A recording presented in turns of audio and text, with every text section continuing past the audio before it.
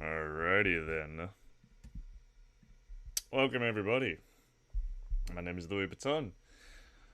I thought that I would do an Australian stream. I didn't stream this morning as I had quite a late night last night.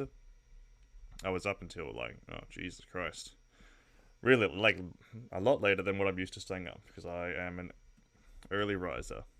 But no, I was hanging out over at my mum's place, just chilling with my family. Lost track of the time. Anyway, so there's no stream this morning because I was just too damn tired. But hey, I haven't done a Ozpol stream in a while, so let's get to it. There's been a fair amount going on in Australia, if you believe it. Enough to cover at least.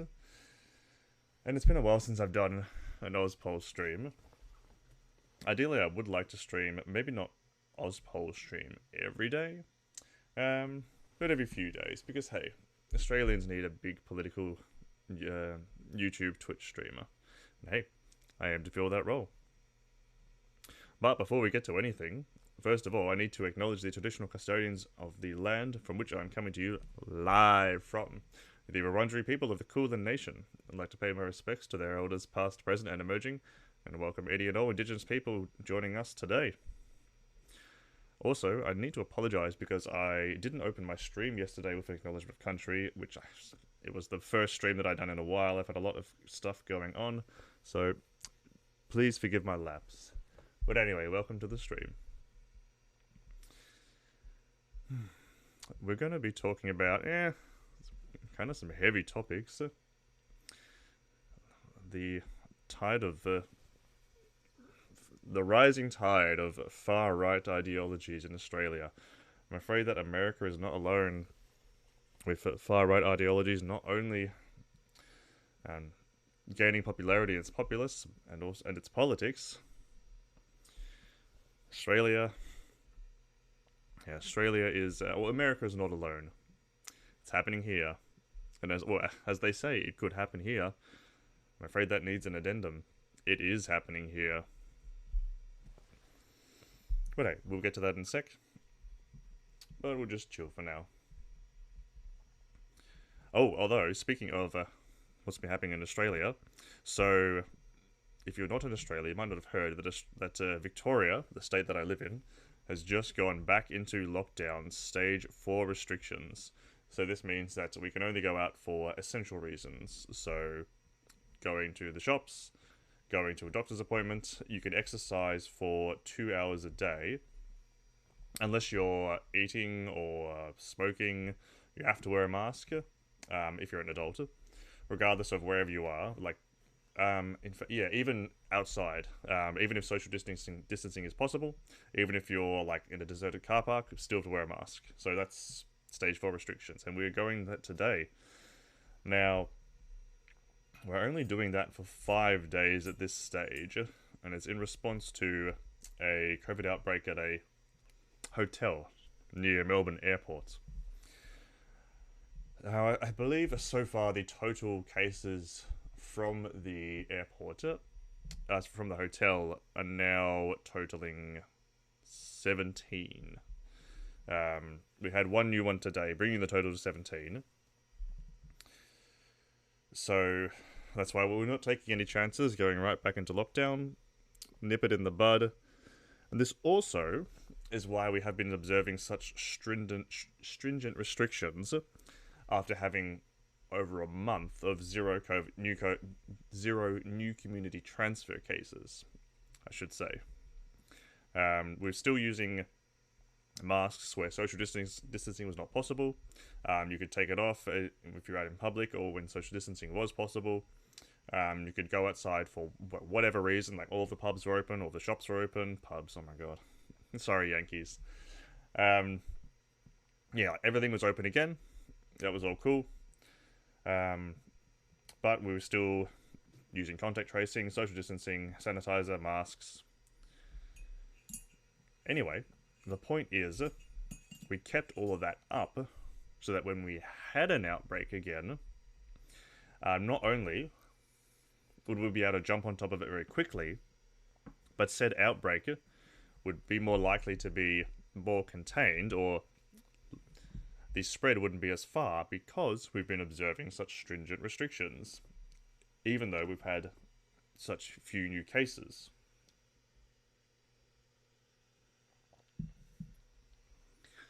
So while some people might complain about the continued restrictions, even after having 0 new cases for well over a month, it's paid off in the long run. It pays to be cautious. Discretion is the greater part of valor. Maybe that might have been appropriate to use that idiom. But hey, caution's paid off. We have new cases in the very low double digits. At this stage, the lockdown's only scheduled for 5 days, and today we had only 1 new case. So hopefully, over the course of the next 4 days, there's either single digit or 0 digit cases, and we'll see. We shall see.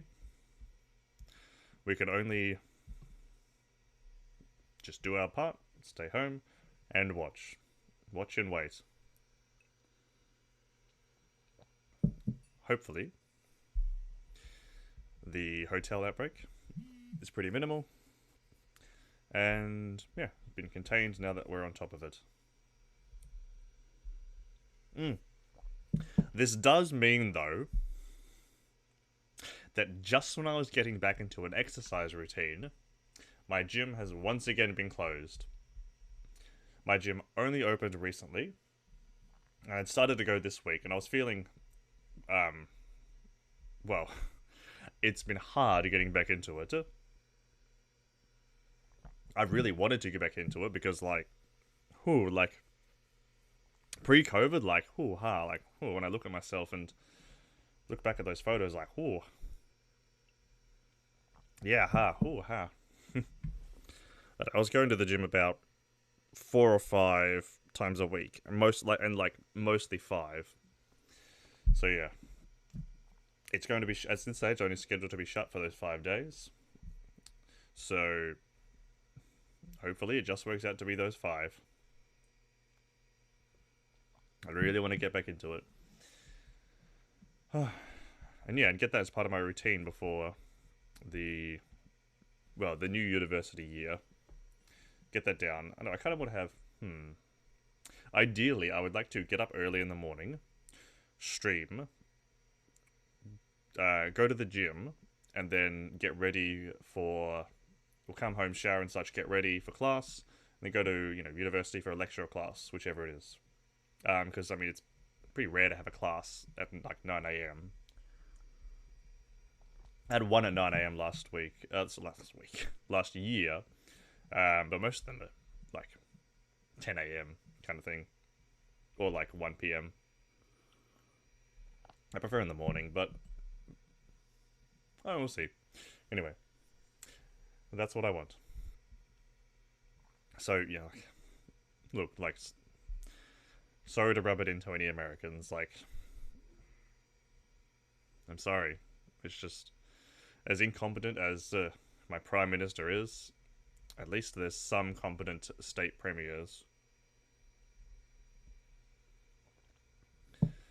Sorry, mate.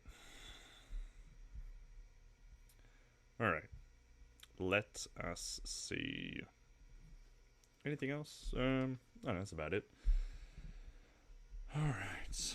Let's take a look at what's going on in the Australian political scene. From The Guardian. Australian Proud Boys filmed threatening critics at a business and a home.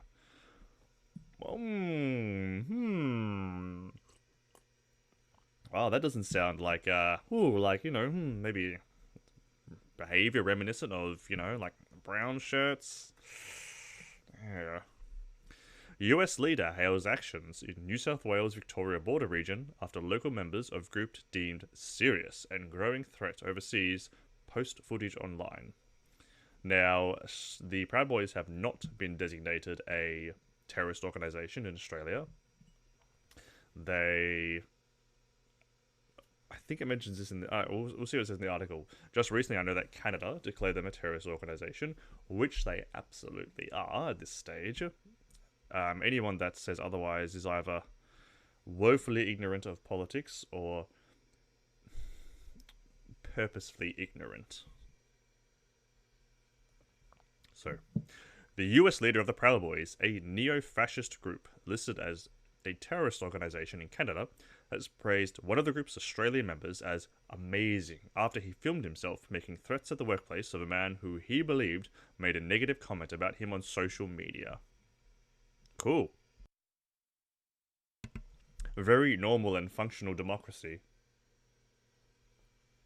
There's some guys like, says some shit about him. I'm gonna go to his work and threaten his life. Go.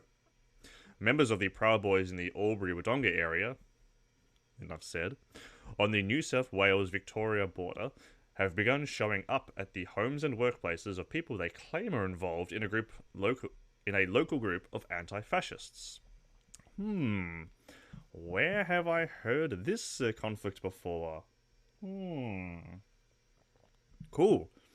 So now we have people who are opposed to fascism, which is objectively a moral cause. Regardless of your opinion on Antifa, anti-fascist is a worthwhile goal. Because in no way is fascism a good, moral, or beneficial ideology. Well, at least it is to those on top. In the first of two videos posted online this week, the head of the Borderlands Proud Boy group, Jared Seaby, and a group of followers filmed themselves arriving at a car dealership in Wodonga, searching for a man they claimed was a member of the group. In the video, Seaby and three other men enter the dealership, yelling out the man's name and waving a printout of comments he claimed were posted on a local Facebook page. Oh my god, like, boomer tier shit. Not only is it on Facebook, but you're like, here, I've got the printout. Oh boy. Seaby enters the dealership office, where a group of employees sit and stare at him. He accuses the man of doxing our businesses and threatens to return to the shop. Okay, so this man was trespassing at this business? Making threats. Why hasn't he been arrested? Surely there's a crime that's occurred here. We want you to know that as long as your employees continue to do this, we're going to continue to come, he says in the video. There's 3 of us here today, next time there'll be 10, and after that 20. We're gonna start protesting at the front until he's removed. It's not expectable. We expect something to happen. Okay, very cool, normal and functional democracy. Fantastic. I love that we're just seem to have no problem with far-right terrorists, some of which participated in the attack on the US Capitol of January 6th in an attempt to overthrow a democratic election and install a authoritarian dictatorship in its place. Okay. Very cool, very normal, very functional democracy. So he's trespassed on the property, made threats, not only made threats, but implied, well, not more than implied, stated that he and more of his friends will be back. Cool. Real normal. Like I said earlier, it's happening here.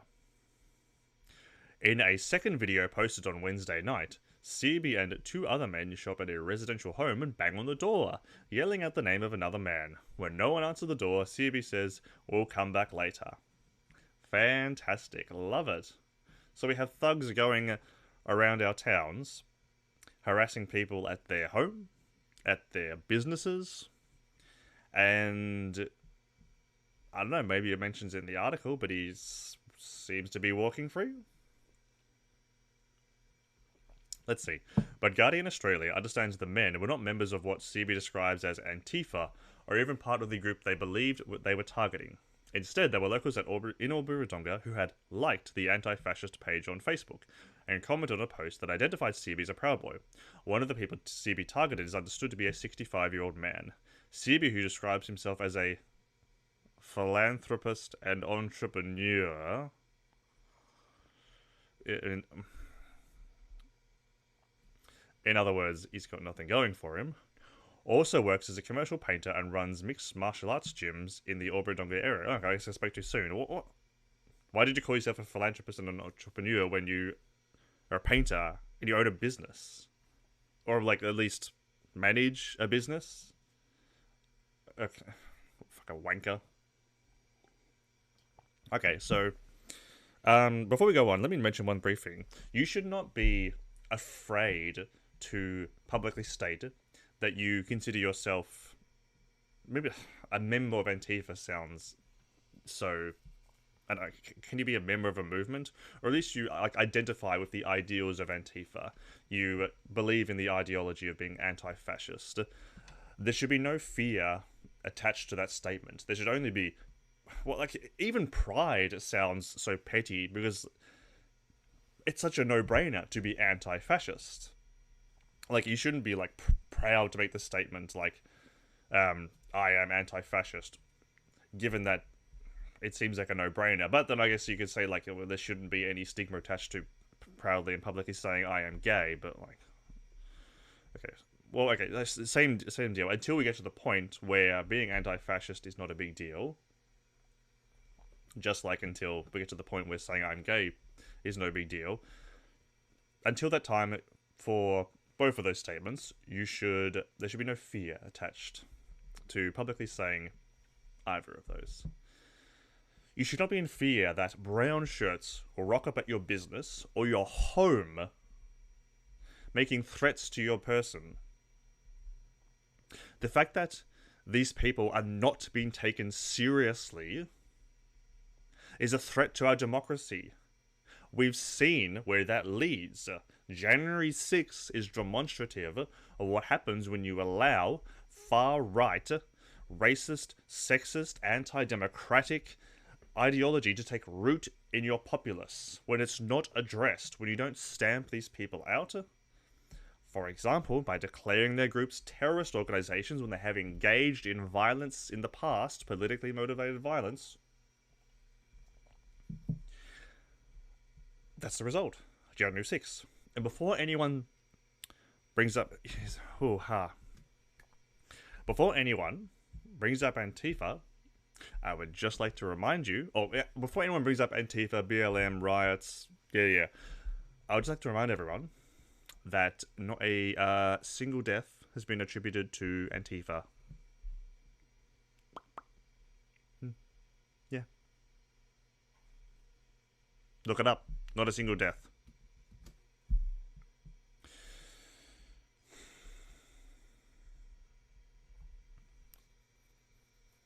His feud with the local anti-fascist groups stems from a post on its now-deleted Facebook groups which identified the gyms and his affiliation with the Proud Boys.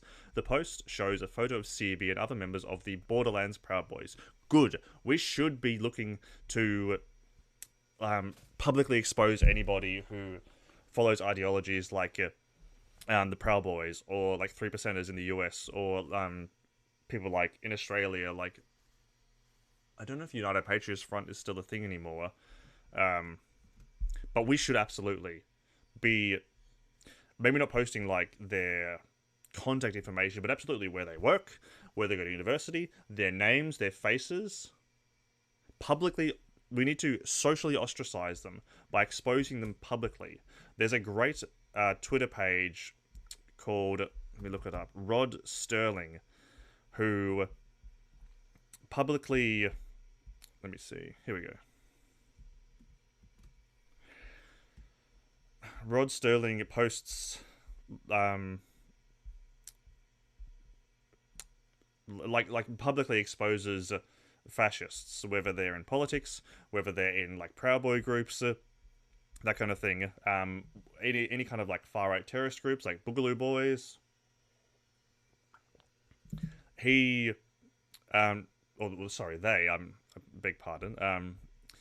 They post their information and share their faces, get their faces out, say, you know, post which businesses and such they work at, because this is how we. This is part of how. This is part of the social ostracization process. We need to identify who they are and not be afraid to point the finger and say, "Hey, your ideology is fucked up." Now, let me be very clear. I'm not talking about the government stepping in. I'm talking about the people. If you go to a university, say, and there's some kind of far right, whether it be Nazi, white supremacist, Proud Boy, like, oh hey, like, aren't they all the same person? If you learn through, say, some kind of public forum that this person holds these kind of views, you should absolutely shame them every time you see them. Shame them out of that university. I have no problem with us, the people, socially ostracizing this people and their behavior. And when they step over the line, such as, again, I'm not familiar with the law, but if they go, to me, going to someone's business or their home and making threats against them, that sounds like a law has been broken. If they do step over the line and break the law, then absolutely, the government should step in and charge them if they have committed a crime. However, as I said before, as a believer in freedom of speech, it should not be up to the government unless they've committed a crime. It should be up to us, the people, in ostracizing this behavior. We should not tolerate groups of brown shirts walking around our neighborhoods and our towns, walking into our homes, our businesses, and making threats against people who aren't even affiliated with anti-fascism. Fascist ideology is intolerable. We must not let it grow. And if we leave it untreated, the problem only spreads. It grows bigger and it grows stronger, and before you know it, Parliament House is being stormed.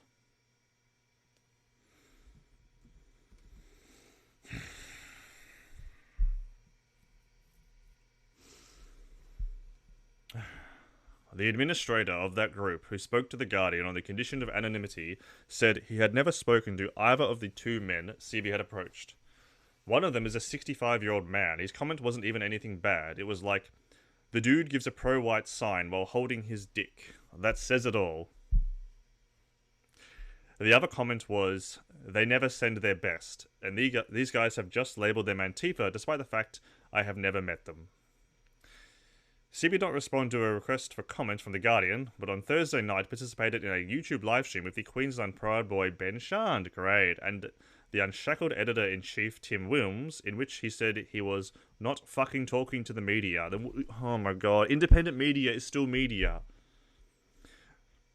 They wanted a statement ASAP, and I was in the middle of teaching a class. I said, I'm not fucking talking to the media. We do our own media.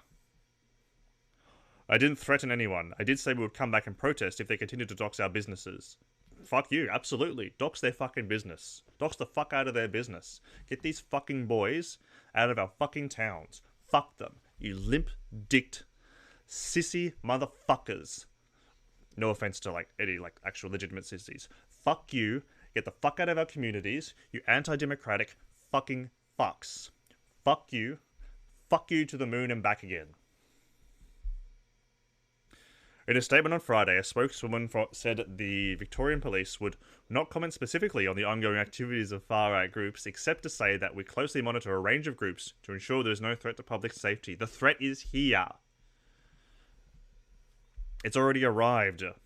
You're acting reactively now.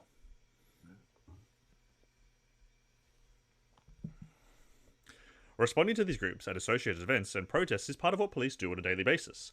We are equipped and well prepared to deploy resources and to respond and intervene where needed. She said Victoria Police was committed to responding to any acts of racism, discrimination, or vilification based on religion, culture, or ethnicity. Hello? What about this dude who had his business entered by people wishing to do him harm? On Thursday night, CB said he'd not been contacted by police. The videos have helped Serbia catch the attention of Enrique Tario, the leader of the Proud Boys, who was arrested in Washington, D.C. on the 5th of January and charged with destruction of property and a firearms offense. On Thursday, I swear I've heard people call him Terrario. I don't know, I've heard Terrario, but it's just Terrario? Tario? Tario appeared on a vodcast with Searby and other members of the Australian Proud Boys, calling Searby's stunt amazing. I commend you for that, Tario said in the video. The Proud Boys was founded by the Canadian-British... Wait, I thought Kevin McInnes isn't even American? Oh my god, what a fucking cuck! He's not even American! He's a fucking Brit-bonger? Pathetic. And a fucking leaf. The Proud Boys was founded by the Canadian-British far-right activist and Vice magazine co-founder Gavin McInnes in 2016 and describes itself as Western chauvinists. In 2018, the group was listed by the FBI as an extremist group. It's not going far enough, while the US research and advocacy organization Southern Poverty Law Center lists it as a hate group. This month, the Canadian government branded the Proud Boys as a terrorist organization, describing the group as a serious and growing threat. And I believe I also read Al-Qaeda and ISIS are also listed on the Canadian government's terrorist list, so keep in good company, Proud Boys. Andy Fleming, who runs the anti-fascist blog Slack Bastard and has tracked the far right for several years, said the group, though still relatively small in Australia, had begun reasonably significant within that orbit. Great. Its largest obvious presence was at a Melbourne Invasion Day rally in 2020, when a group of about 20 Proud Boys posed at Flinders Street Station. Oh my god. Oh my god, if I'd been there, I would have given them an earful. And also, like, Invasion Day is what some people refer to as Australia Day, our national holiday, because it's the day that Captain Cook's fleet landed on... the first fleet landed in Australia.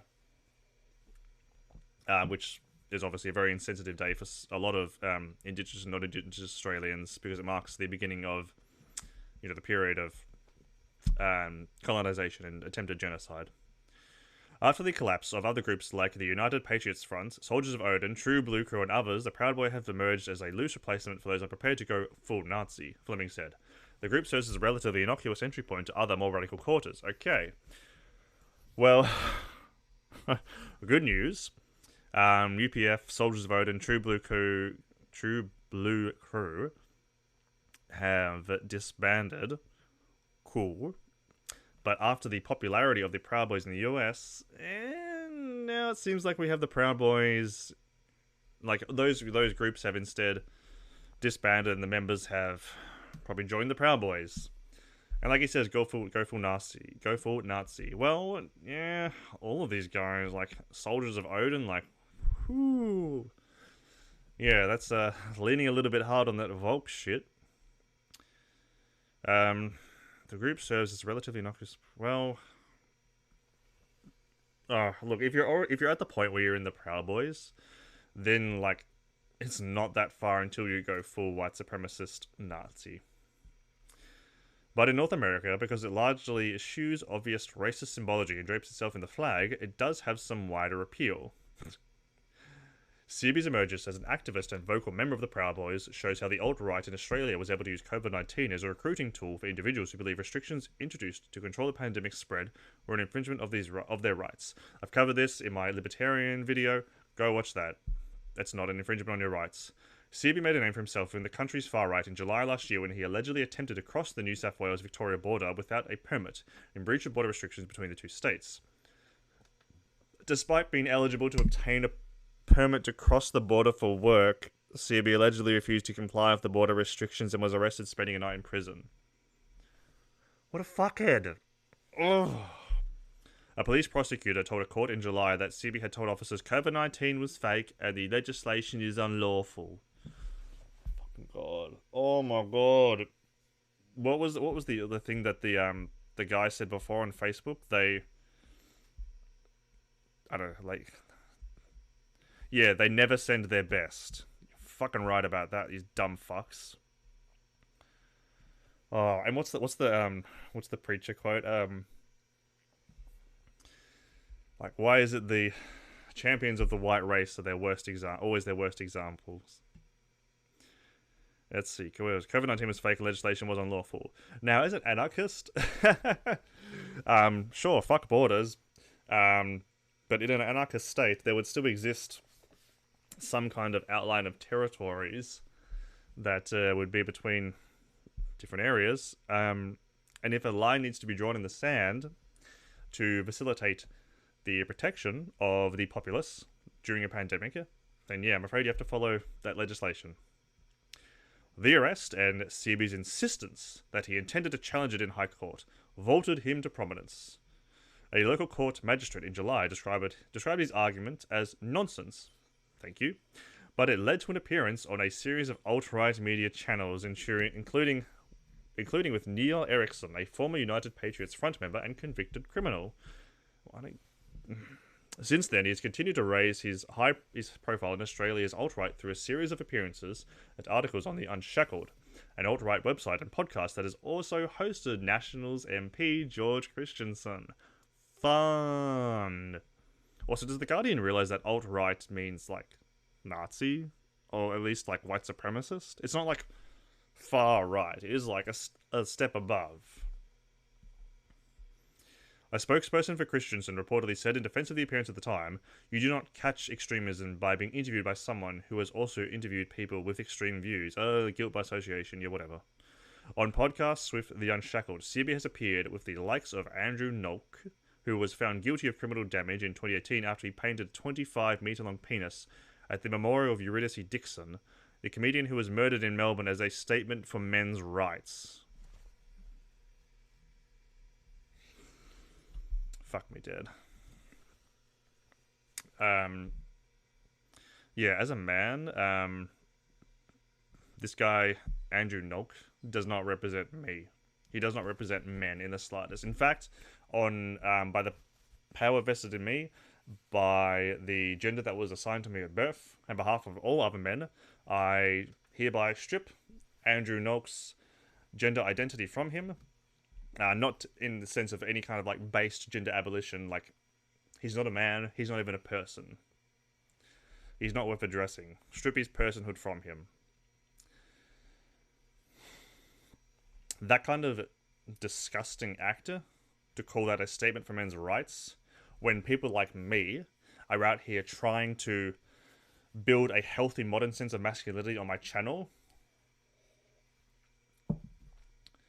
Like, I'm like, it really stresses me out when I see all this men shit online where people have such a warped idea of masculinity, and I look around at the destructive consequences of this toxic, destructive, unhealthy form of masculinity.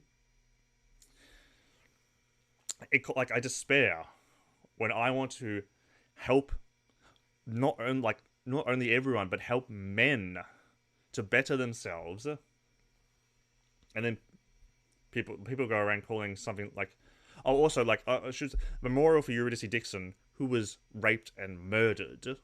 So it wasn't just, like, she didn't just die. It wasn't like she was hit by a car and here's her memorial. No, she was raped and murdered.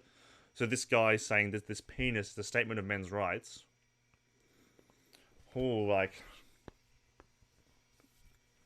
TOS, I would like to play a fun game of GTA Online with Andrew Noak. I'll leave it at that. He has also appeared with David Hiscox, the editor of another far-right website, who wrote a series of anti-Semitic articles last year which claimed that COVID-19 had been planned to destroy people's lives and livelihoods, so we begged for the vaccine.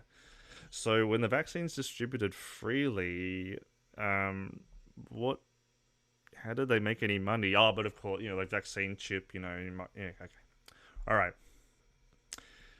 In one podcast appearance, when Hiscox said the Holocaust was a psyop, CB replied that he didn't know if I hate the Jews or not because I haven't got the information on either side to make that call. In saying that, I do have some questions about the Holocaust and whether the numbers we were given were legitimate. Alright. Fun. Go full Nazi. Alright. Fun. You love to see it. Alright, don't let anyone ever tell you that the far right, the alt-right, is not alive and well in Australia.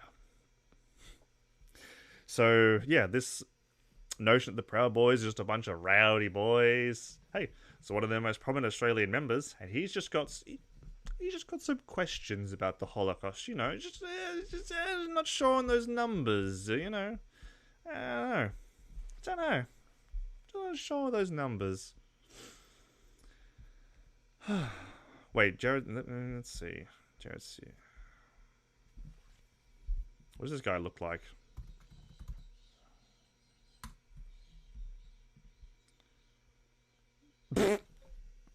Oh my god. Okay. Wow. Okay. Yeah, they really don't send their best. Look at this bloke. Oh man. Wait, are these teardrop tattoos? Oh boy. Okay. So yeah, it's got a few insecurities. Oh, what is this? A meme. Did a pensioner make a mean comment about you on Facebook? Let Jared Seib and the Albury Proud Boys sort him out. Hey, there's memes about the meme. Look at these defenders of the white race. Well, I'll be charitable. You don't know that all of these guys are fucking Nazis, but if they hang around with this guy and just looking at some of them, like, oh boy. Wait, is this the guy? Is this the guy that the Guardian refused?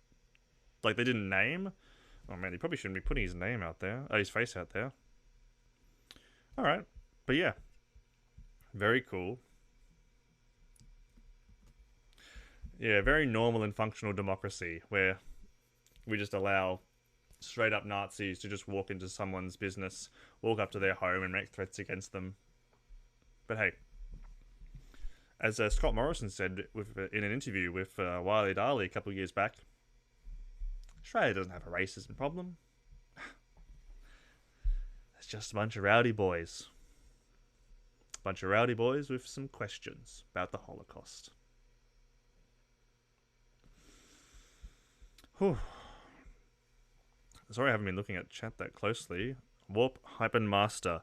Daewoo involvement in Myanmar. Daewoo also moved into the oil and gas industry. While Western oil and gas companies are unwilling to conduct business in Myanmar on account of the abysmal human rights record of the ruling military junta, Daewoo is one of 3 oil companies, along with the French company hashtag Total and the American company hashtag Unocal operating in the country. Cool. Don't know what that's to do with this conversation. I'm afraid I'm not super familiar with the situation in Myanmar. I know that there was a military coup. Other than that, sorry. Not that knowledgeable. Oh yeah. Fun. Oh, and like the Nazi shit doesn't end here. We've got more. If that was enough to convince you. If that was not enough to convince you, don't worry. We've got more Nazis in Australia. But first, I need to take a 2-minute bathroom break, and I will be right back. Don't go anywhere.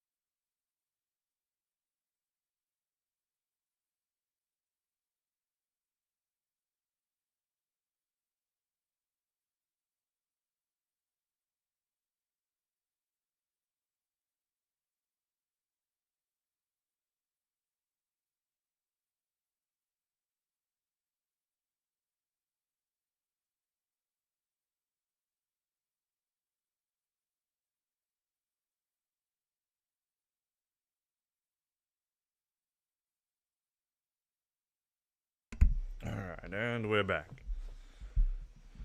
Alright, how's this all going? Hello, Coolty. Thank you for joining us.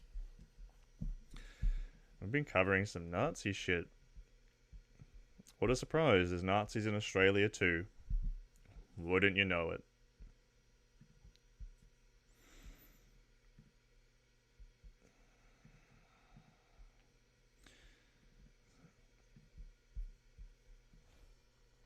Let me see. So, ugh. I mean, just look at this fucking boy. Look at him. Oh man, another fine example of a defender of the white race. Oh dear. So yeah, the old man's comment on Facebook was pretty accurate. They're not sending their best. Alrighty. Oh man. I don't want to talk about Nazis in Australia, it just makes me depressed. But that's But I am a river unto the people. Louis Vuitton is here for all of you, so I have to do the job. Alright, so like I said before,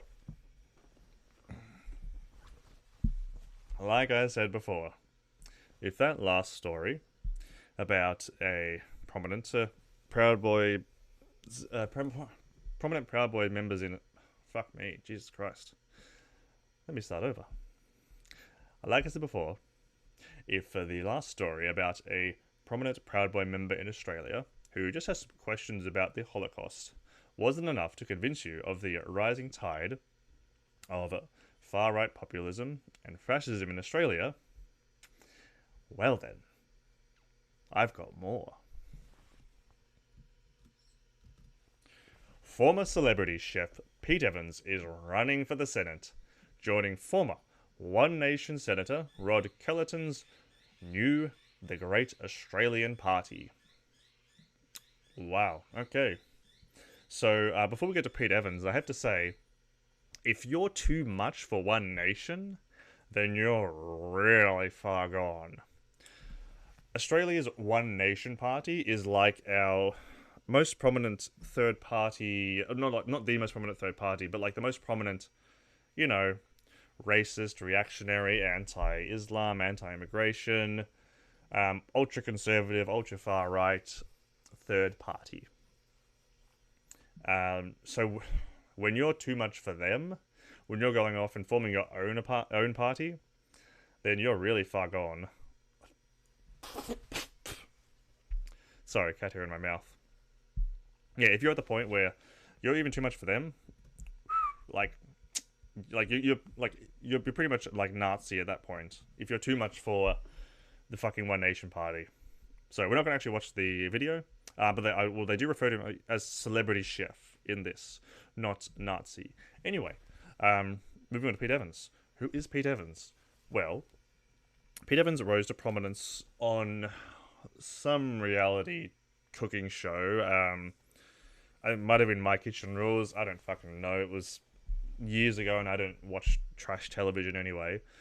His gimmick that made him popular was he was pushing the paleo diet, or the caveman diet, which, if you know anything about history, is a historically inaccurate representation of what primitive humans ate as part of their diet. But no, it's what got him big, it's what got him television appearances, book deals. He's been on plenty of cooking shows. He's appeared on trash television like Sunrise, which is like a like one of those morning shows in Australia. So he was a bit of a hack already, and then he started to go a little bit crazy, a little bit nuts. Pete Evans, he started to push some conspiracy theories. I recall reading something about him where he wanted to talk about moving to some off-the-grid community because, it's like, got to get away from those radio signals. And then he did an interview, but even before the interview, when COVID started, he pushed he pushed a lamp, like a literal heat lamp, which he claimed would cure not only COVID, but dozens of other diseases. Just a lamp, simple lamp. So it's a surprise that he's even believes in COVID at all.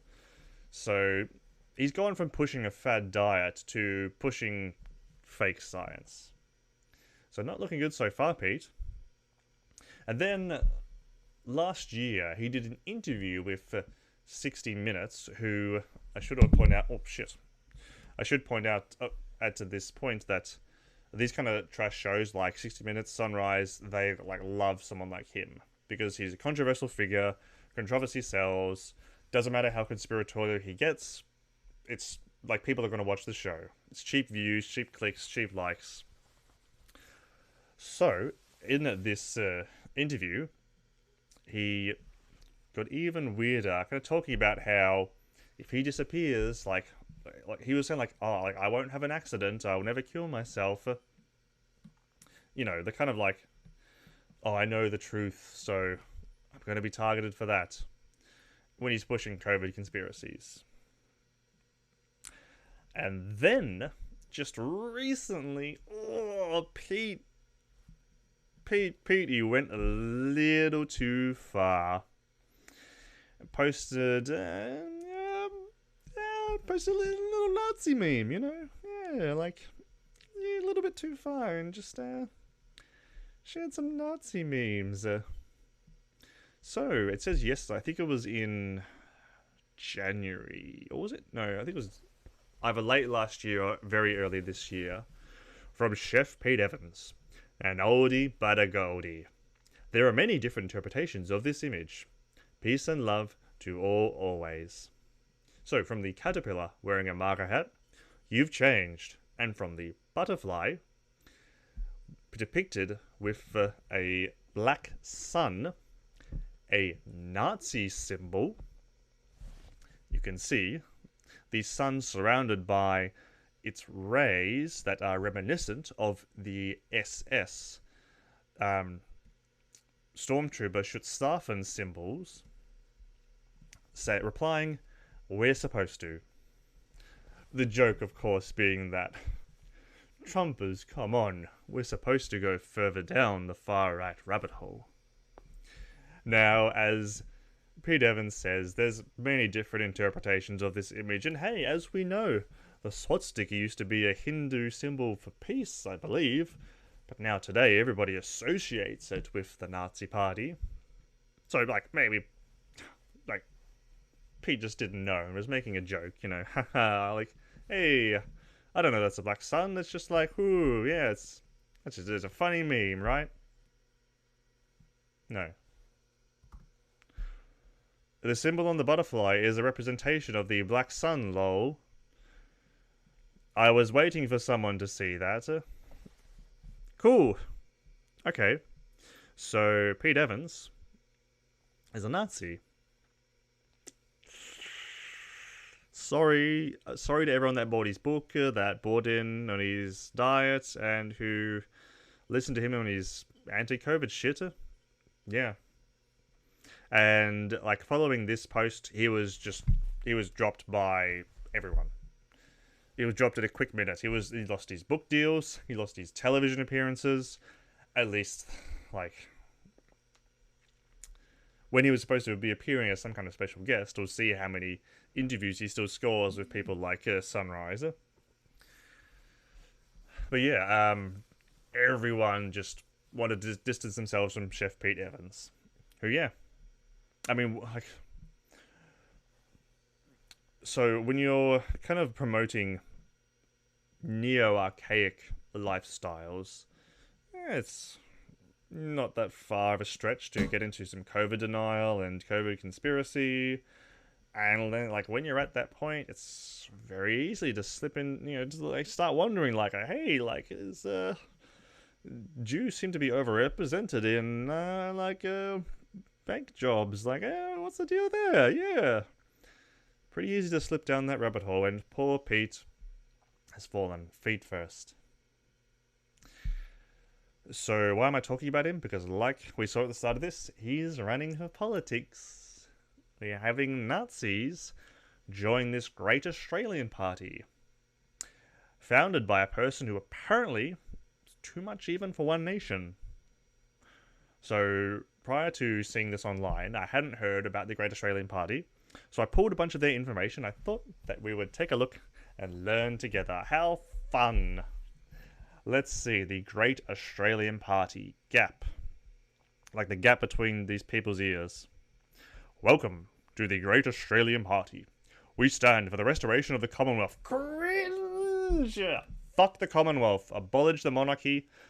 Play a game of GTA Online with the Queen. And disband the Commonwealth. Oh. Imagine, like, oh god. Imagine being the kind of people that are like, COVID restrictions are impeding on our right of movement, but wanting the restoration of the Commonwealth. Oh, God. Welcome to the Great Australian Party website, the home for true change for Australians. The Commonwealth Constitution dictates that you are the supreme, absolute, uncontrollable authority in this country.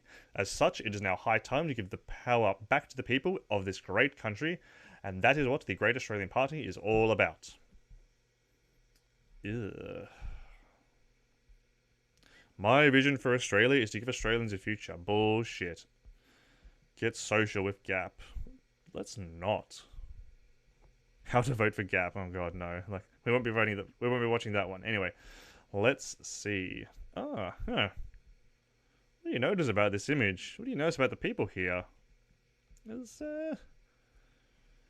I mean, there's men, there's women. Not noticing. There's like, no, not really any young people. Yeah. Doesn't, other than like men and women, doesn't seem to be really much difference between them. Huh. Wonder who this party is supposed to represent. Anyway, let's take a look at. Go away. Ah, fuck. Sorry, I have a million tabs open. All right, we won't be reading through all of them. We'll just like skim to take a look at. Federal policies. Ooh, animal welfare, communications, IT and the arts, defense, education, employment and industrial relations, energy, environment, family, community services, health. All right, let's get down to it. First of all, policy on animal welfare. The Great Australian Party believe that animals must be recognised as sentient beings that deserve our current respect. Okay. Can we stop there? Like, that's good so far. Like, please stop. Animals have intrinsic value, separate from the needs of humans, who have a responsibility to ensure that animals' best interests and welfare are respected. I mean, this seems cool so far. Animals have a duty of... humans have a duty of care to minimise physical and psychological suffering of animals resulting from human activity. True. Strong animal welfare standards and laws necessary. Agree. Native animals and their habitats are at particular risk and require stringent protections. Agreed. Non-government rescue, shelter, and sanctuary operators deserve greater recognition, supporting, and funding. Yeah. Breeding of companion animals requires improved regulation to both social services and the numbers of breeding stock. Does that mean just like more resources for, say, seeing eye dogs? Because, I don't know, are they in need of resources? If they are, then sure. A strong, uniform, properly enforced national legislative framework for the protection of the welfare of animals, which makes any act of deliberate animal cruelty subject to criminal penalties. Yeah, I would agree with that. Like, if you are committing acts of animal cruelty, then yeah, like, regardless, yeah, you should.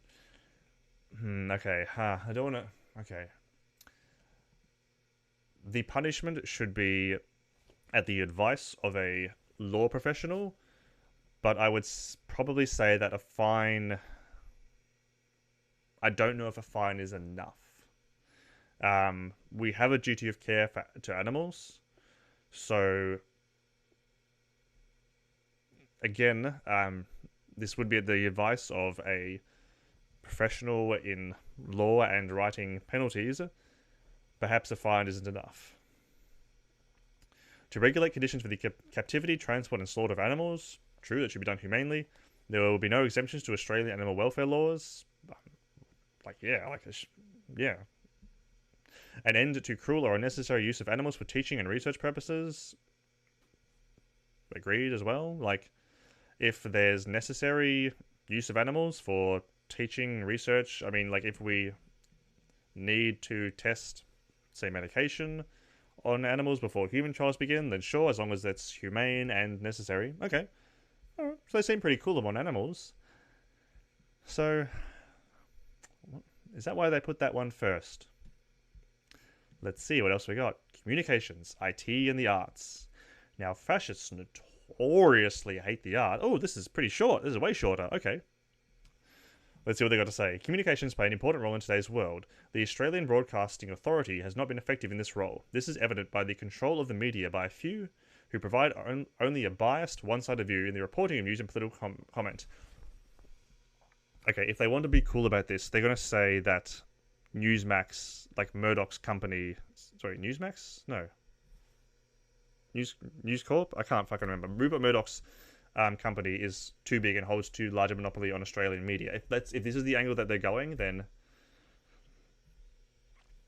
Australia has an excellent analog TV broadcasting system.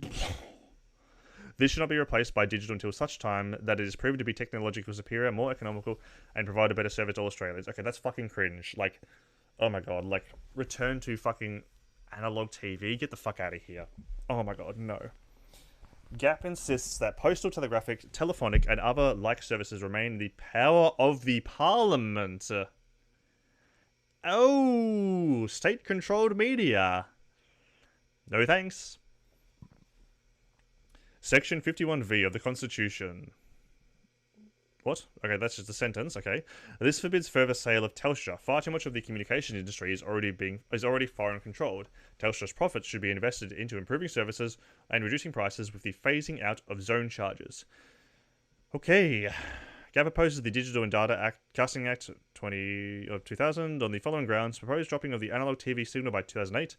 Costs are beyond the reach of normal Australians. Data casting restrictions... Like, what? No, it won't impede Australian industry. This is so dumb. Gap opposes the further privatisation and sale of Telstra as far too, capital T, much of the communication industry is already foreign controlled. Okay, so state-controlled media is good because media companies are foreign controlled. Okay, so we have some fascist, centralised media control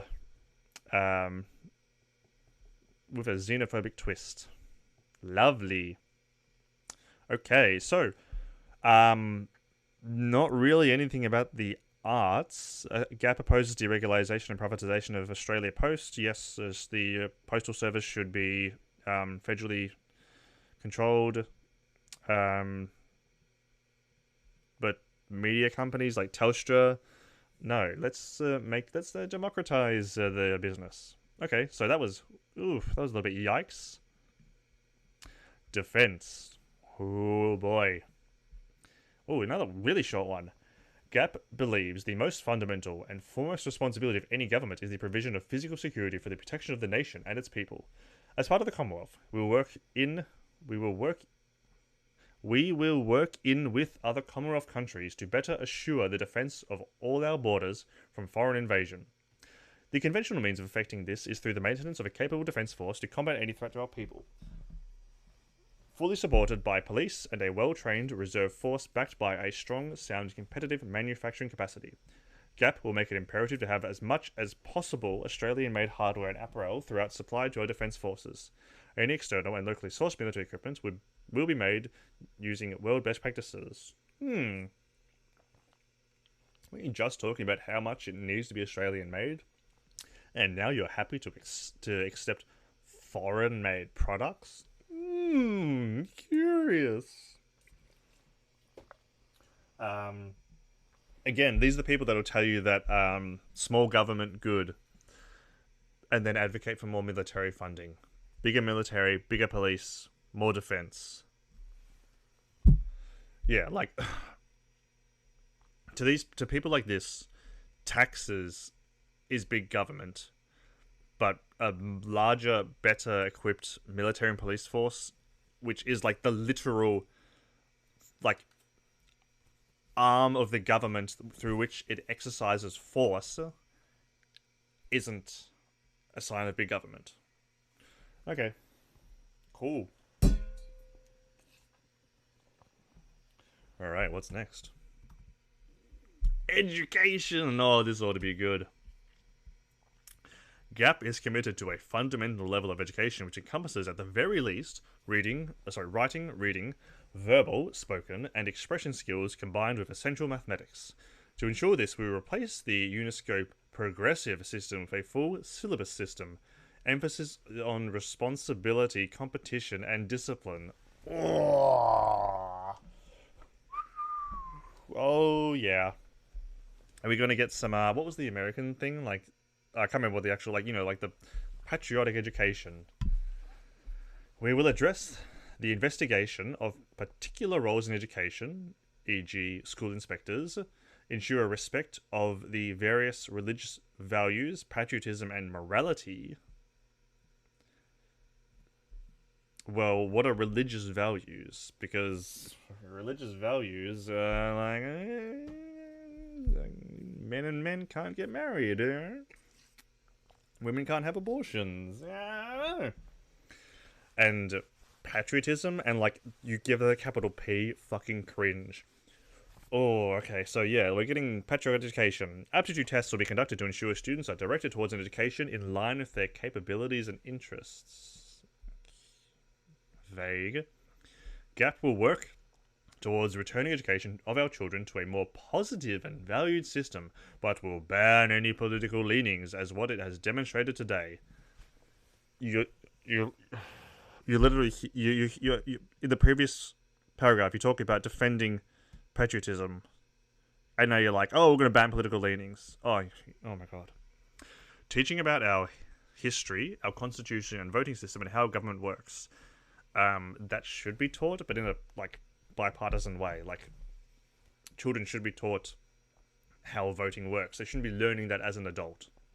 Issues such as bullying and or harassment, physical, emotional, cyberbullying need further addressing in the school system with legitimate consequences to lower bullying incidents. Ah yes, let's act reactively to bullies, not proactively. We will encourage a greater emphasis on early education, e.g. looking at starting when the mother is 6 months pregnant. What the heck? An emphasis will be placed on the first 5 years based on communication in more than one language. This early form of education will also encourage a closer bond between mother and child by utilising a transparent parent education system bond.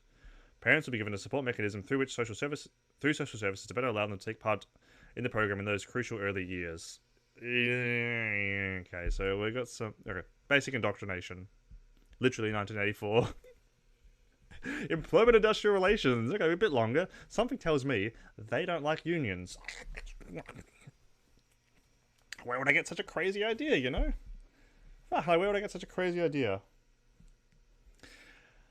GAP believes that reindustrialization is the best way of creating lasting full-time employment with positions for skilled, semi-skilled and unskilled workers.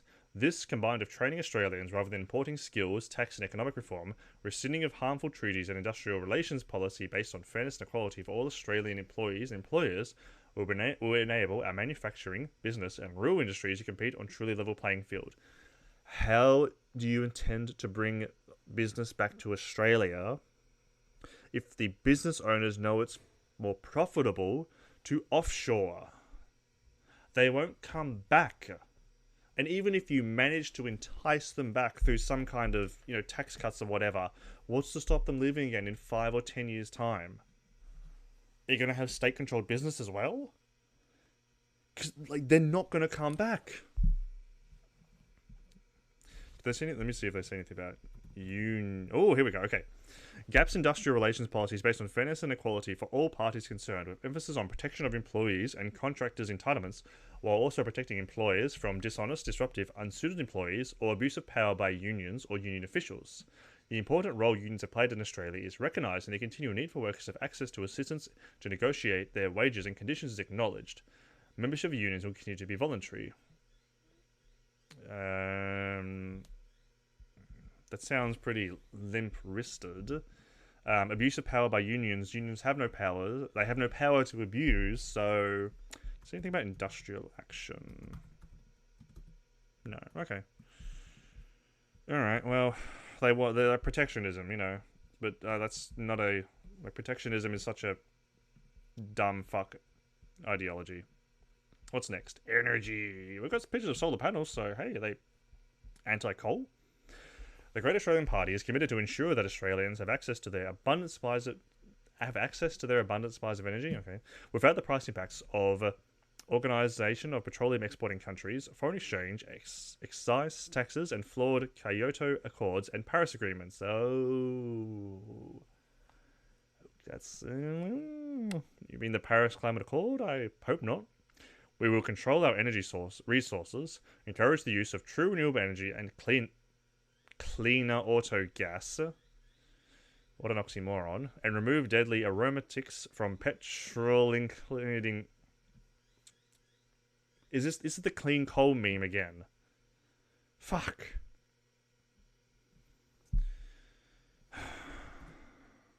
Coal? No? Okay. Whatever. Okay, so... like half measure at best. Environment. Ooh, okay. The GAP will ensure the protection of Australian environment, including national parks, oceans, waterways, and atmosphere, for the benefit and enjoyment of all Australians now and in the future. There will be no debt for equity swap to expunge part of our national debt in the IMF, World Bank of Australia's National Parks and Wildlife. We will foster the development and advancement of efficient, cleaner energy technologies, encourage the use and conversion of autogas and low-sulfur diesel, and remove deadly aromatics from petrol. We do not ratify the Kyoto Accords and withdraw from Agenda 21 and other treaties which are essentially negative and counterproductive and a disaster of international pseudoscience and... Alrighty. A clean, safe environment for all Australians. That threaten our land usage... What treaty threatens our land usage? GAP supports no fracking. That's cool. Imposing harmful carbon taxes on Australia. Okay. So we're going to continue to use fossil fuels, but we don't want to be punished for it.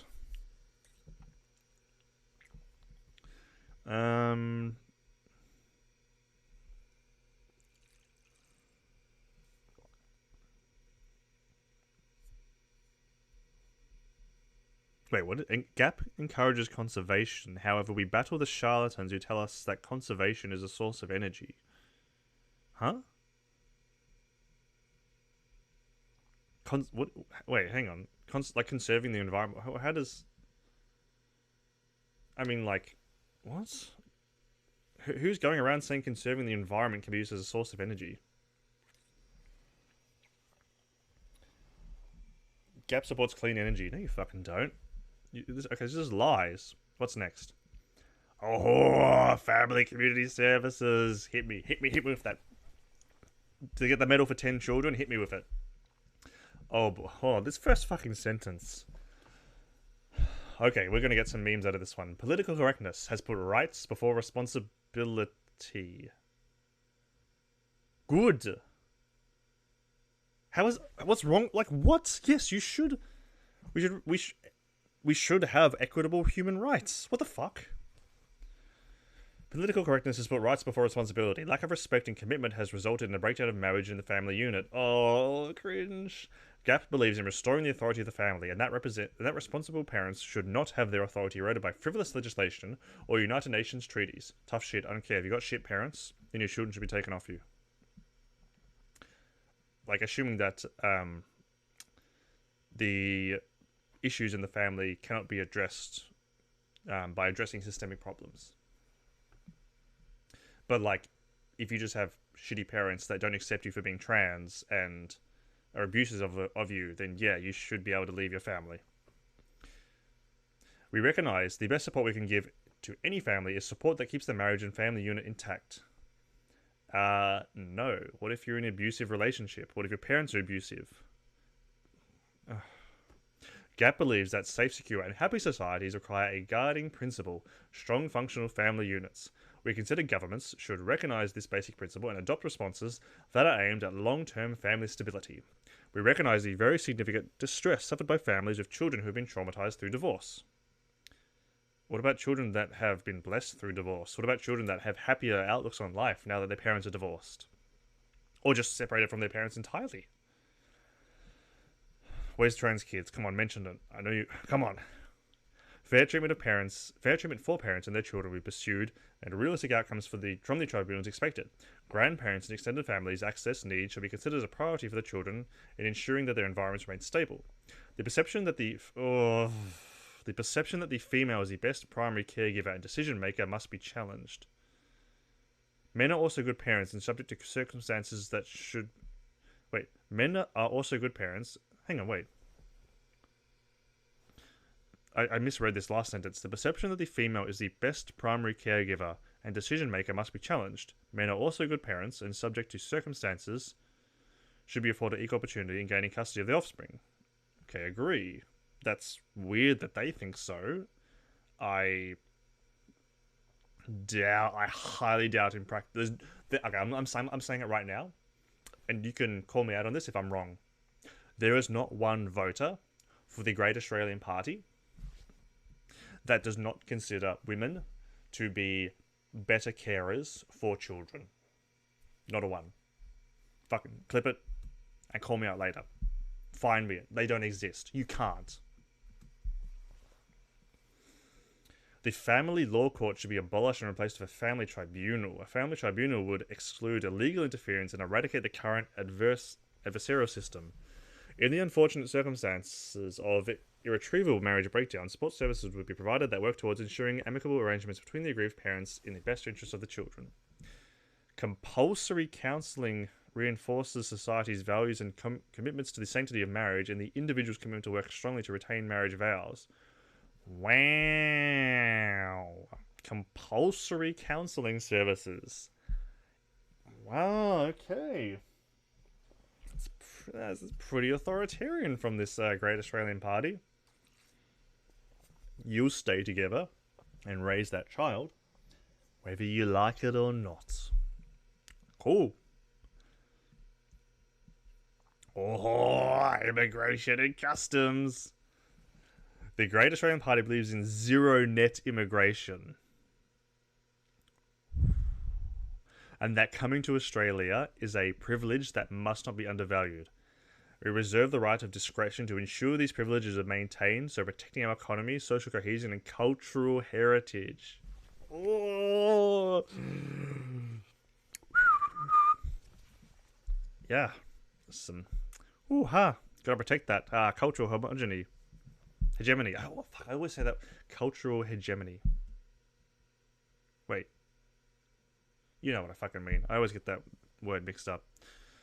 The Gap, where I read that, Gap notes that immigration throughout the last century has been of great benefit to Australia. However, it must be recognised that inappropriately high levels of immigration can be detrimental to employment. No, it can't. It's been debunked. To national infrastructure, services, and environment. You're not going to say anything about that cultural cohesion? No? Well, we got the White Australia policy too. Illegal, unauthorised arrivals by sea and air has increased by 354%. The situation is virtually out of control. Because we didn't build offshore detention centres to send them. Australians are demanding action. These invaders should not be allowed to land on Australian soil, and boats without documentation containing illegal cargo may be turned around before they enter our waters. Processing will be immediate on a case-by-case basis. Genuine asylum. What separates a genuine asylum seeker from an inauthentic asylum seeker? Genuine asylum may be granted depending on the severity of the individual circumstance. The current bridging visa system cannot be tolerated due to its discriminatory demands, which encroach upon basic human rights. Head empty, no thoughts. Just complete mental inconsistency. A strong diplomatic corps will be empowered to evaluate problem countries. Yes, got a list of those problem countries. GAP will review the criteria for business migration, increasing the minimum capital requirement. Oh, lovely. Participants not complying with increasing the minimum capital requirement. So if you're successful in a country whose dollar is worth less than Australia, so you might be successful in that country, but in Australia you may be only like middling to lower class. You don't meet the Australian threshold. Like unless they do some kind of exchange, but foreign students will be issued a visa for the period of the term of education. Okay. GAP will withdraw from United Nations treaties on migration refugees that conflict with our sovereign rights and laws and amend laws if required. Oh, get it? We're past protectionism and we're going full-blown isolationist. All right. Love it. Look, I'm not particularly fond of the United Nations, but I am absolutely a globalist. Okay. Okay, well, we already know they're going to say on this. We've already read enough. Law and justice. Let's just see. Death. Really? No, nothing on the death penalty. Oh, okay. Really nothing on execute. Wow. Okay. The Great Australian Party. I'm like so shocked. Like I was 100% convinced they'd be like death penalty. The GAP will implement the jurisdiction of any court to be constitutionally compliant under the Crown. Wait, these guys are like isolationists, but they want to simp for the fucking Queen? Oh, like, fuck it, me. Like, conservatives jerk themselves off over how fucking, like, independent from government and they are, like, small government this. Get out of my life that. But at the first opportunity, simp through authority, compliant under the Crown, defend the police, back the blue. Okay, anything about... Wait, did I say drugs? No. Wait, what? Laws need to be changed, making parents responsible for all costs from vandalism until their children are of age. So if their children commit vandalism, wow, vandalism to be treated as a crime. Wow, okay, no, that's fucked. Like, vandalism isn't... Whoa, okay, hang on. Legislation should be introduced that puts the rights and protection of law-abiding people of citizens above the rights of criminals. No, fuck that. Criminals are still people. Criminals deserve the same rights as us. Treating those who do adult crimes as adults, with boot camps set up for first-time juvenile offenders to ensure they receive training and discipline about their role and responsibility to society. Oh, that's gonna fucking work. More punitive justice. Schools should teach responsibilities, not rights.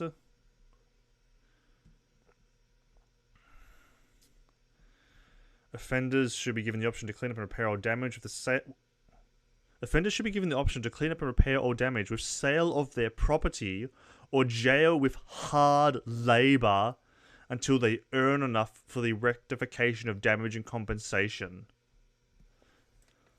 Okay, so now... Okay. So we've got seizure of assets and chain gangs. And this party... does this party think in any way it is representative of Australian views? This is the kind of shit I would expect. Like, sale of property, hard labour, pre-Renaissance era civilization. And they want that in 2021. Disgusting. These people take Australia out of your title because these people in no way represent Australia. Naming of young criminals who are serial offenders to ensure accountability. Sure, just dox them. Just dox children.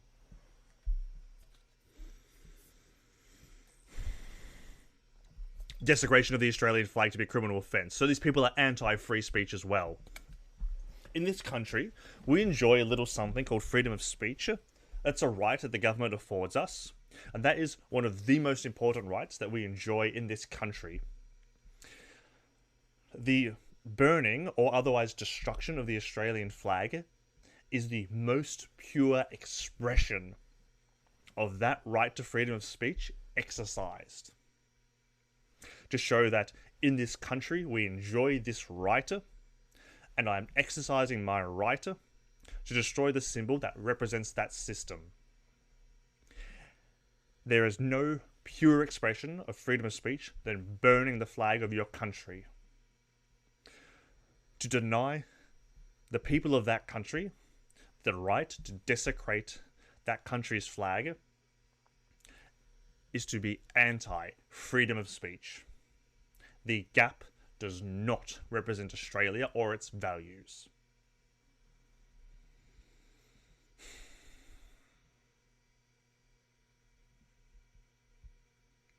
I don't give a fuck what they could say about firearms. Taxation, let me just, like... Yeah, exactly. Like, fucking... Yeah, like, get rid of tax. Of course they're fucking anti-tax. Tribal Federation, you couldn't even get a photo of some indigenous people, so you stuck up the fucking kangaroo again. Oh, wow, okay.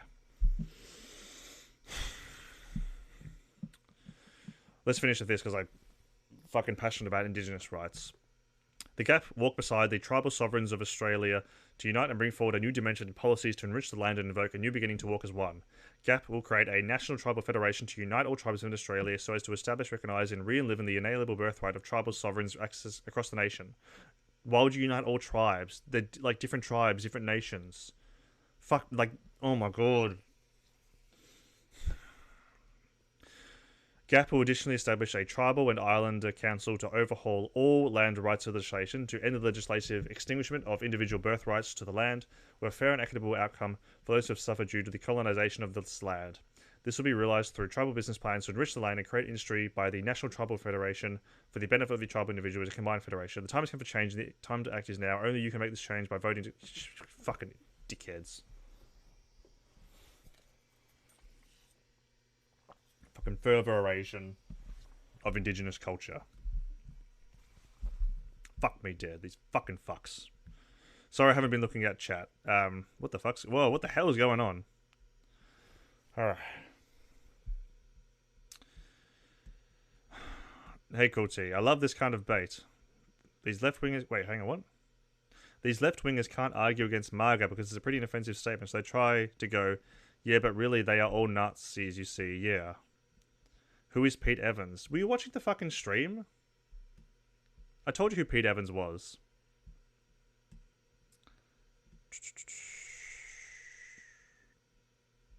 So dears... Probably thinks there's 10,000 genders. My friend. There's 0 genders. Dickhead.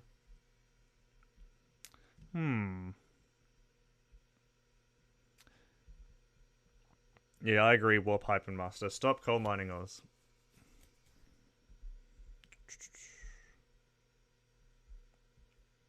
Hey, Cool T, you got a Discord? I'm happy to have you on.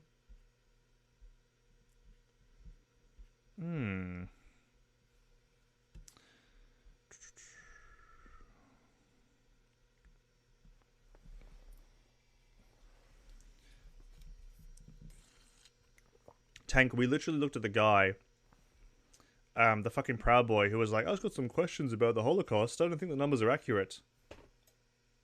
You're gonna hear that and think he's not a Nazi? Dumbass. Hey, look. Streamer thinks police is big government. Oh my god.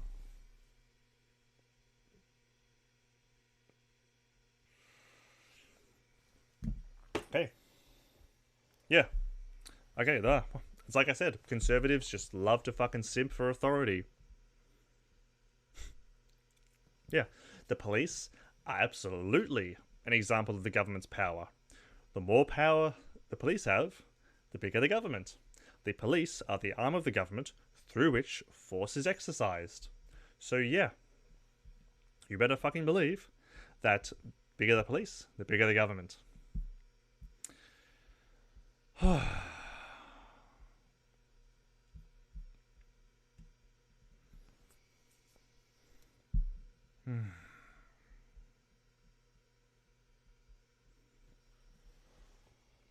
Oh yeah, Australia, mate. I know that they won't get any traction. Well, like here's the thing, they might get some traction because fucking Sunrise is out sharing like, hey, Pete Evans is going to join the Great Australian Party. And there's still dickheads to this day that follow Pete Evans, you know, and eat up every word he says. So, like, he's a public figure. He's got some pull online. He still has social media accounts. So yeah, some people might end up following the Great Australian Party. And we can't fucking underestimate the power and the potential of the far right. I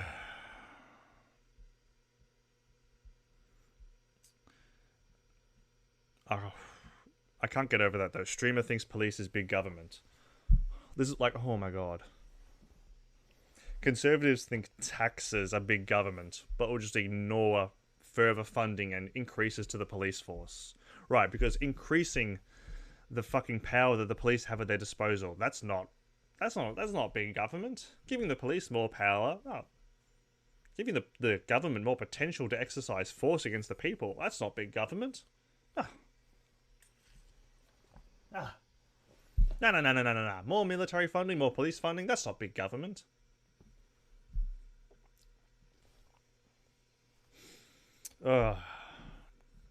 How did conservatives, like, how did we ever let them co-opt libertarian ideology? Fuck. How did we ever let that happen? Oh, please tread on me. So, hey, if one of you wants to come on and argue this shit, there's a link to Discord in the description. Come on down. Lower police have nil buy power up here in North Queensland. I mean, Australia's not as bad as America. I don't know how many black people the police could just gun down and not have consequences. But the police, as a class, as an industry, is a corrupt system. Like we saw last year during the BLM movement, the New South Wales, the cop that threw a fucking 16-year-old on his head and broke his teeth. But hey, it's only just a few bad apples. Sup, Bordeaux? Warp-Master. Now in darkness. World stops turning. Ashes where the bodies... Okay. Ironic. And conservatives think they're the anti-authoritarian ones. Woo. Oh boy. Well, Bored, I'm afraid you've missed just about everything I had to cover tonight. We're talking about the growing rise of Nazi ideology in Australia, about Pete Evans, a Nazi, and his foray into politics of the Great Australian Party, the Proud Boys of Australia, one of their prominent members. Let me bring up his photo again, actually. Apparently the most prominent Proud Boy in Australia. As you can see, look at this proud defender of Western chauvinism. Yeah. Oh boy. Why is it the most vocal defenders of the white race are its worst examples? Yeah. There you go. I hope you don't think I'm a Nazi because I'm a conservative. Well, what are your thoughts on the overrepresentation of Jews in banks?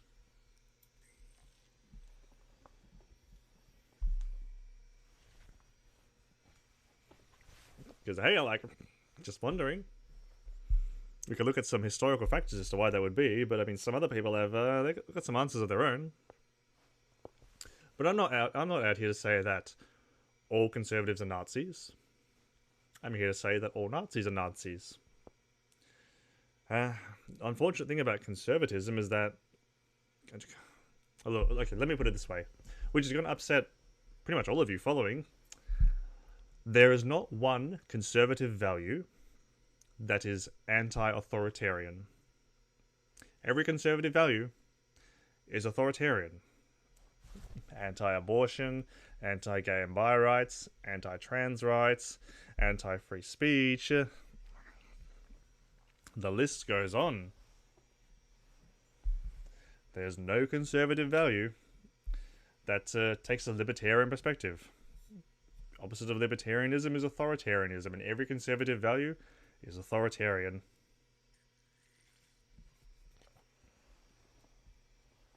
But hey, if you disagree, I'm happy to hear your side of the argument.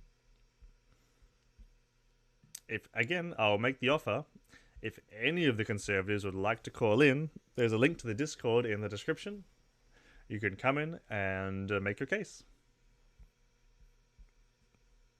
Because hey, I am all about intelligent discussion in the free marketplace of ideas. So, if you disagree with anything I've said, what's tomorrow? Tomorrow's Sunday. I will be streaming again tomorrow evening. So you're welcome to join the Discord, join the Thunderdome. Oh! Okay, thank you, board. You have just demonstrated perfect example. We can see I'm for LGBT rights, but I'm against trans and the rest. This is not a libertarian perspective. This is an authoritarian perspective. You are denying rights to a class of people. That is authoritarian. It doesn't matter if you're personally opposed to them. Even if you're personally opposed, you must support them enjoying the same rights as others, regardless of your personal opinion. Otherwise, your perspective becomes authoritarian if you stand by and allow their rights to be denied. Regardless of your personal opinion, it's authoritarian. It's not a libertarian perspective. You don't have the right to abstain from denying rights to other people. I can't get an abortion, but I absolutely would stand up for people's right to have an abortion.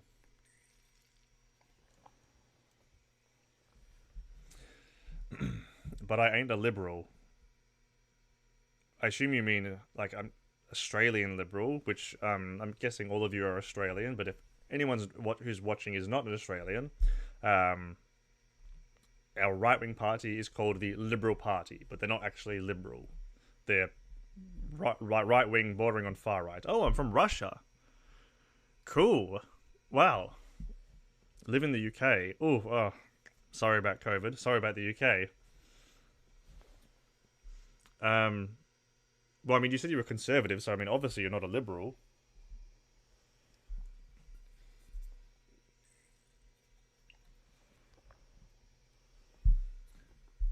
But yeah, it's like I said, if you, any particular minority, if you don't support them enjoying the same rights as everyone else, doesn't matter whether you're, explain please your perspective on abortion. I assume you mean me saying that being anti-abortion is to be authoritarian? Sure. So, I don't believe in the rights or the theoretical rights of a child. Discussions about abortion always center back to discussions on personhood, whether or not the child is a person, whether or not a fetus, a clump of cells, is a person. There's some people who believe that personhood begins from birth. I don't, and I believe that arguments can be made to this effect. Now, the best argument for abortion, or the best argument circulating around abortion, is the authoritarian perspective. However, like I said, this argument just goes back around to personhood. But to explain the authoritarian argument, regardless of whether or not you are personally opposed to abortion, you cannot deny a person their right to bodily autonomy. A person has the right to have any, like, a person has the right to control their body in any way that does not infringe on the rights of another. If I want to walk down the street, I am free to do so, assuming I don't walk into somebody. because hey, like that might be assault. I technically have the right to pick up a machete and walk down the street swinging it through the air and not infringing on anyone's personal liberty, infringing on their body. But I mean, that's obviously unsafe. So my right to swing that machete ends the moment it begins to infringe on another person's liberty. And this is the best argument for abortion. You don't have the right to deny a person control over their body.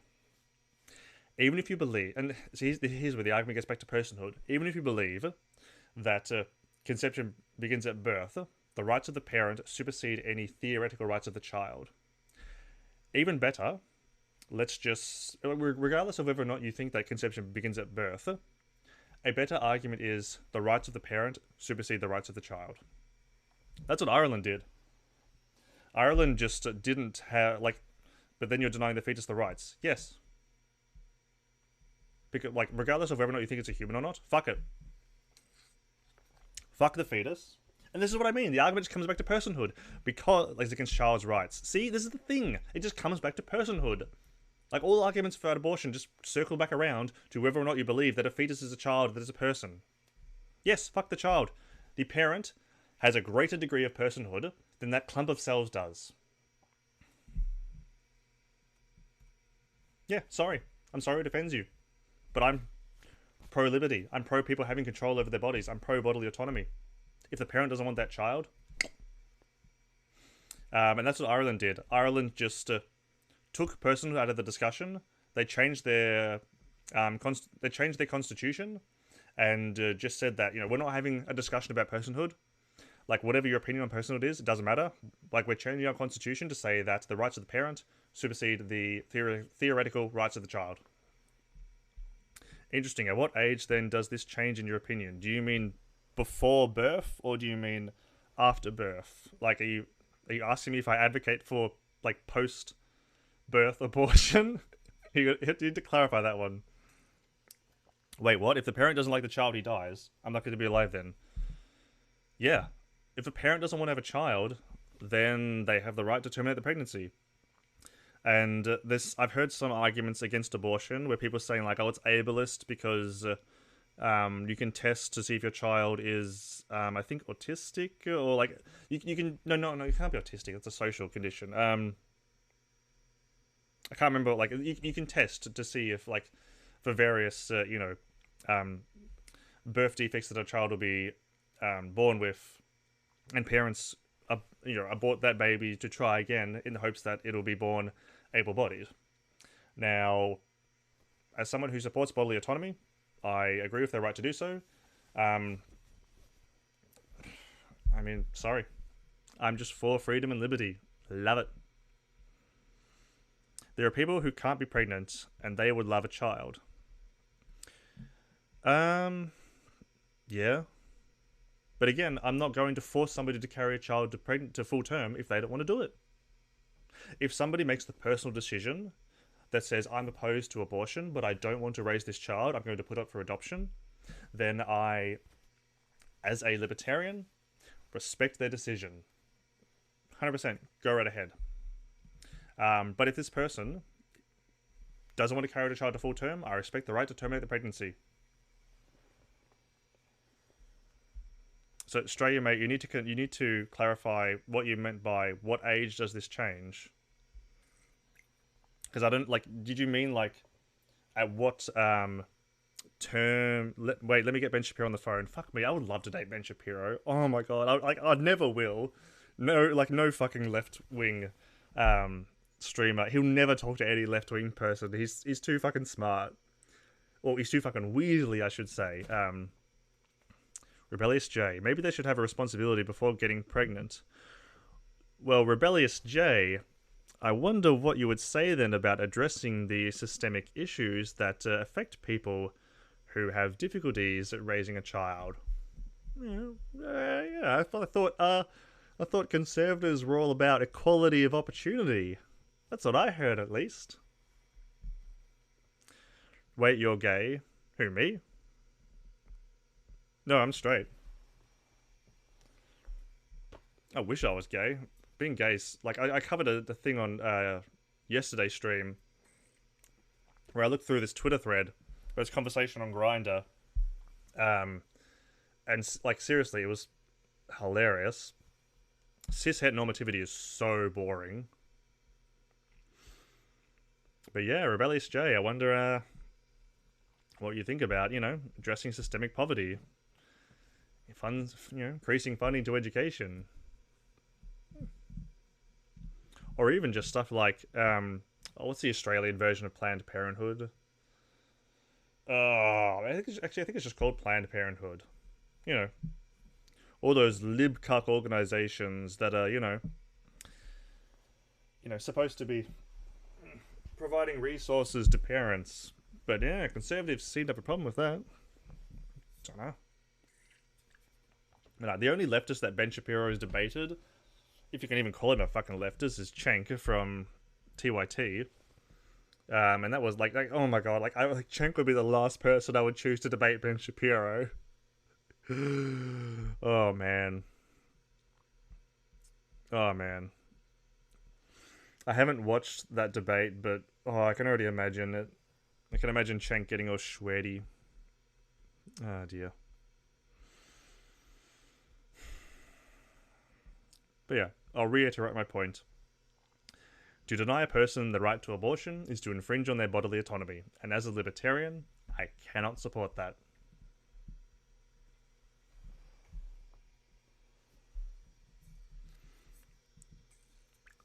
So at 24 weeks, it's okay for an abortion. Like, does your opinion change in the age of the fetus? No, absolutely not. There might be some cases where a doctor thinks that it is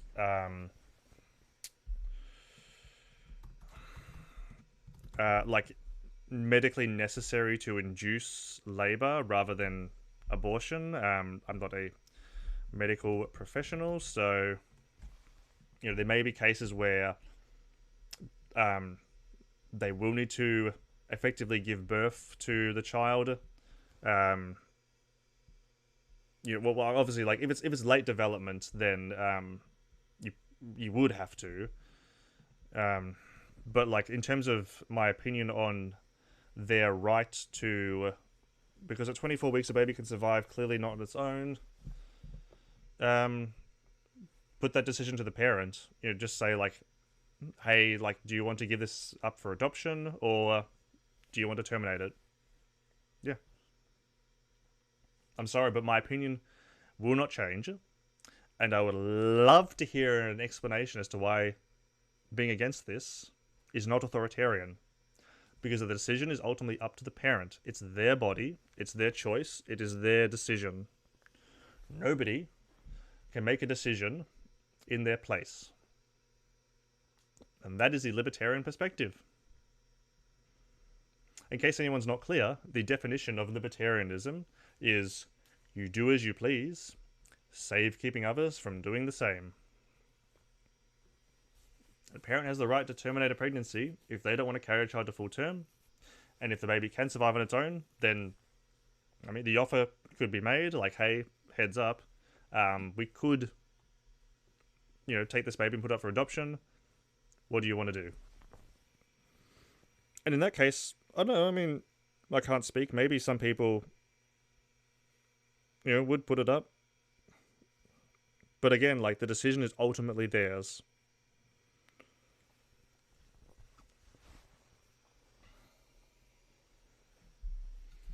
And whatever you think about the rights of a child, the rights of the parents supersede any hypothetical rights of the child. Terminating at 24 weeks, interesting. Are you a parent? Oh, here we go. Here's the super nanny argument. Your opinion matters and is valid. It all comes down to freedom of speech. Everyone has free will. Thank you. While we may disagree, I respect your right to enjoy to enjoy those same rights. I'm just curious. Haha. Well, I'm technically a parent. Where is he? Which way do I go?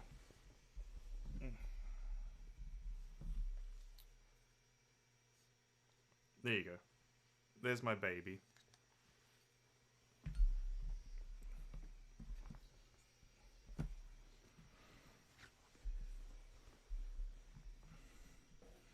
But here's the thing: like, regardless of whether or not I was a parent or expectant parent, if I was in a relationship with somebody that had the capacity to get pregnant, it wouldn't be my decision.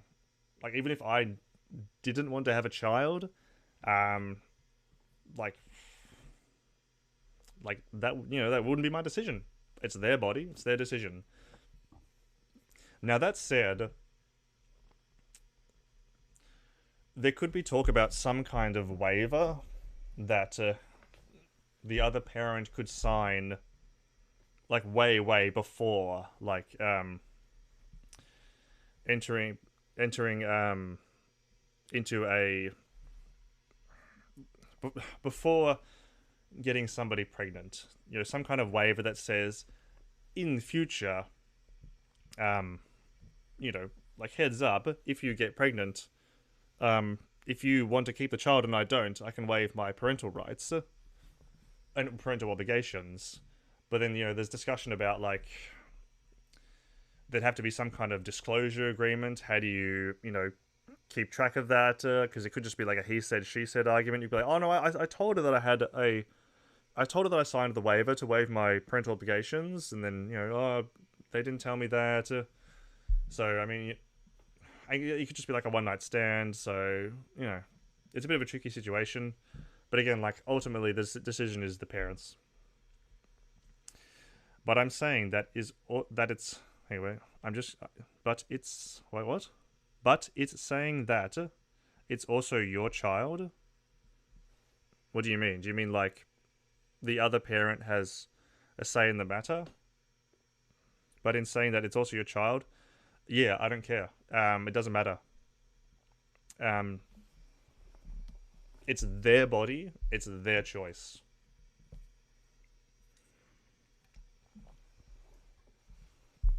If I get somebody pregnant, if I'm stupid or drunk or whatever, and have sex with a girl with no condom and get her pregnant, if she wants to keep it, that's on me. That's my fuck up. I knew what I could have done to avoid that. If I didn't want to have a child, then I knew what I could have done, what measures I could have taken to avoid that.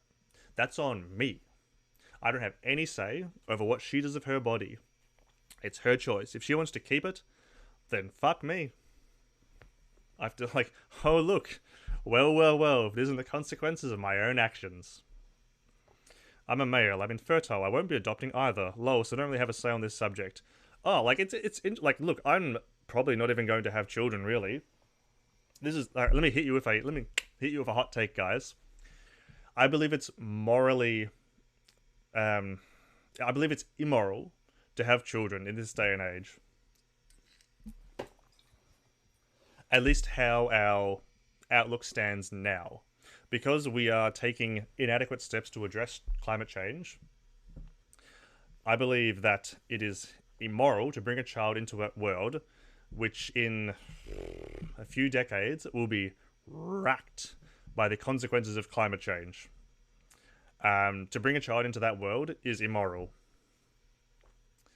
Now that said, that's like I said, that's that outlook as it stands now. If over the next 5-10 years we take meaningful steps to address climate change, where when it really starts to ramp up and starts to hit us hard, we'll be ready for that. If our outlook as a species looks better, then yeah, I'll happy to walk back that position. But as it stands now, our current inadequate measures of addressing climate change, it is fucked. It is selfish to bring a child into this world. It is so selfish that you just want that experience of a parent or whatever, like propagate the continuation of our species, that you ignore the world they will inherit just because you wanted to have a child. Now that's as it stands now.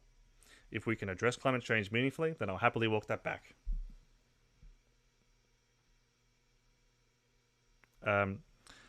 Rebellious J, clarify who you mean by elites. Australia, mate, but if you want to keep the child and she doesn't, it wouldn't worry you. I mean, it would worry me, and I would attempt to make every argument that I could. But again, ultimately, it is their decision. If I want it and she doesn't, it's her body. Like my answer, my answer's going to be the same. Like, in whichever way you ask it, it's still at the end of the day, their body, their choice. Doesn't matter like what say. It doesn't matter who else is asking. Doesn't matter if it's partner. Doesn't matter if it's a parent. Doesn't matter if it's the state. At the end of the day, it is their choice. And on this subject, actually, I saw a thing. I think it was today in Tennessee, talking about how well, hang on. Well, Australia, you don't have to respect people's opinions. That's the thing. You don't have to respect their opinion. You just respect their right to have an opinion. I don't respect people's opinions. Fuck their opinions. People are fucking dumb. I don't respect their opinions. People are dumb fucks. They got some like people like every like conservative ideology is harmful to this planet and its people. But I respect your right to hold your opinions, assuming those opinions are not. Well, no, like I like in a social sense. Like I don't want government crackdown at all. But like, if you hold an opinion that's destructive to our planet and its species, then you should absolutely be socially ostracized. Oh, we got a Nazi in chat. Rebellious J. Man, you went a little bit too mask off. People who rule over the world, globalists, New World Order agenda, Rockefeller, Rothschild dynasties. Oh man. You got any evidence to back that up? Hey, we were just covering some Nazis in my country. So if you're not from Australia, you'd feel right at home. I like how you assume and call him a Nazi classic. Australia, mate, these are Nazi dog whistles. Elites, depopulation, New World Order, Rockefeller, Rothschild. These are Nazi dog whistles, mate. I'm not just assuming he's a Nazi. Have you spent any time online talking to these people? This isn't just some, like, woke leftist, like, everyone who disagrees with me is a Nazi. These are Nazi dog whistles. Fuck.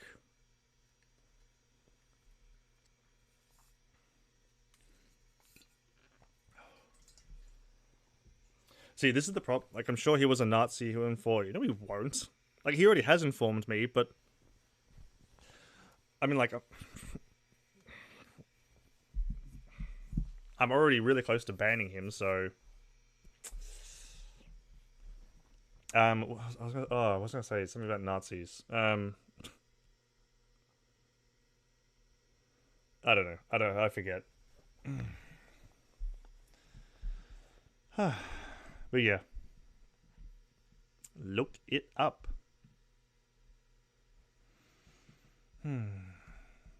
Fun. God, love it. Well, I suppose I did put like a pretty inflammatory title on this stream, so I can see why it would have kind of attracted a crowd. Oh, let's see what he said. Rebellious J, are you a Nazi, mate? Let's see what he says. This thing about Nazis is that they're desperate to tell you that they're a Nazi. They hate that their ideology is so ostracized. They hate that they have to keep it to themselves. You ever seen Nazi memes? Like the Pete Evans one we just looked at? The punchline to every Nazi joke is, hee hee, I'm a Nazi. That's it. That's literally it. The joke is, I'm secretly a Nazi. Check my Insta and discuss. Oh, and Nazis were funded by the Rockefeller and Rothschild family, which I rebel against. Well, Rebellious J, you're talking about depopulation earlier. What's your opinion on immigration threatening the homogeny of countries?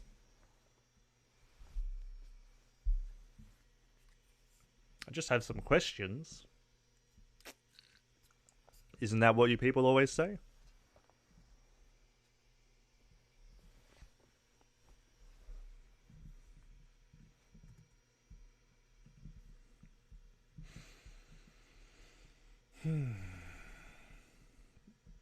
You people, nice. Yeah. That's what Nazis say. We just looked at the Proud Boy. Fuck. The ugly guy we just had on screen. The Proud Boy that said he just had some questions.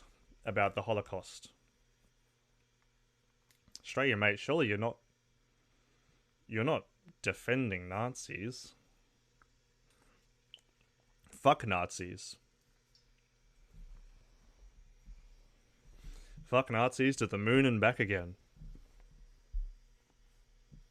Nazi cucks. Imagine being so insecure that you have to project your insecurities into literal genocide. Come to my Insta if you have. Peace and love, my brother. Alright, well, is your at Rebellious J? Let's take a look.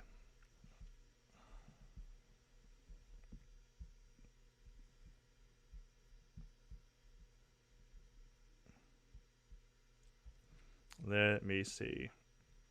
Oh, this Insta is dropping the frames. Nazis are the scum of the earth. Oh, good.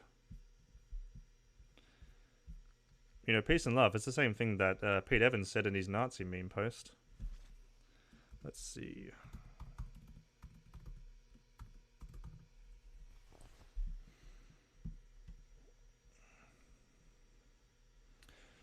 Okay. Let's have a look. Everyone, Rebellious J has consented to having their Instagram posted and shared on stream. Alright. Let's see. Being awake isn't cool. It means having to dumb down 98% of your conversations every day so you don't sound like a lunatic.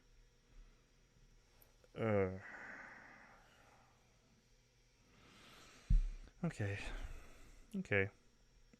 Warning, you're being conditioned to view your freedom as selfish. Oh. Rebellious J, post in the chat, what are your thoughts on QAnon?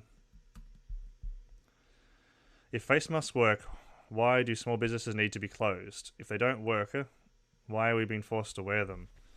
Oh, okay. Quarantine is when you restrict the movement of sick people. Tyranny is... Oh my god.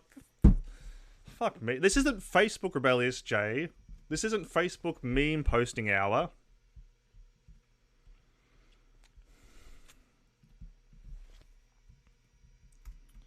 What else have we got? Why fit in when you were born to stand out? 15-year-old girls. So brave. My person... Oh my god. Come on, give me some more. Oh, I get made fun of for researching things on a computer by people who blindly believe what they see on television. Literally 1984 impact font bottom text. Oh god. Rebellious J. Oh no!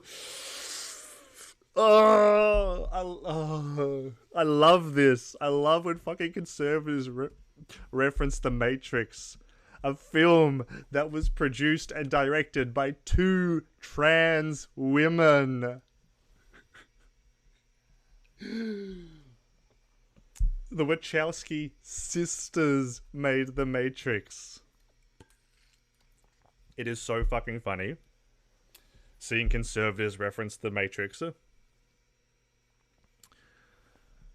when the trilogy of films, soon to be 4, was made by 2 trans directors. Genuine applause. Well done, conservatives. Well done for being so progressive.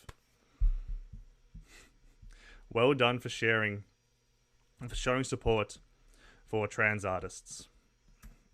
What else have we got? Isn't it funny how government want us to have vaccines, 5G and fluoride in our water, yet we can't go to a gym. Fruit is never mentioned, nor is vitamin D or anything which genuinely promotes health. The only conspiracy theorists are the people who are still cradled by the thoughts that government protects us. Wake the F up. Oh yeah, hilarious.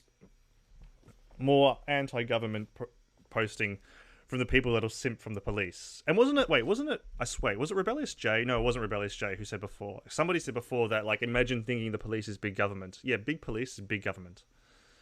No one's talking like fruit isn't effective in combating fucking COVID-19.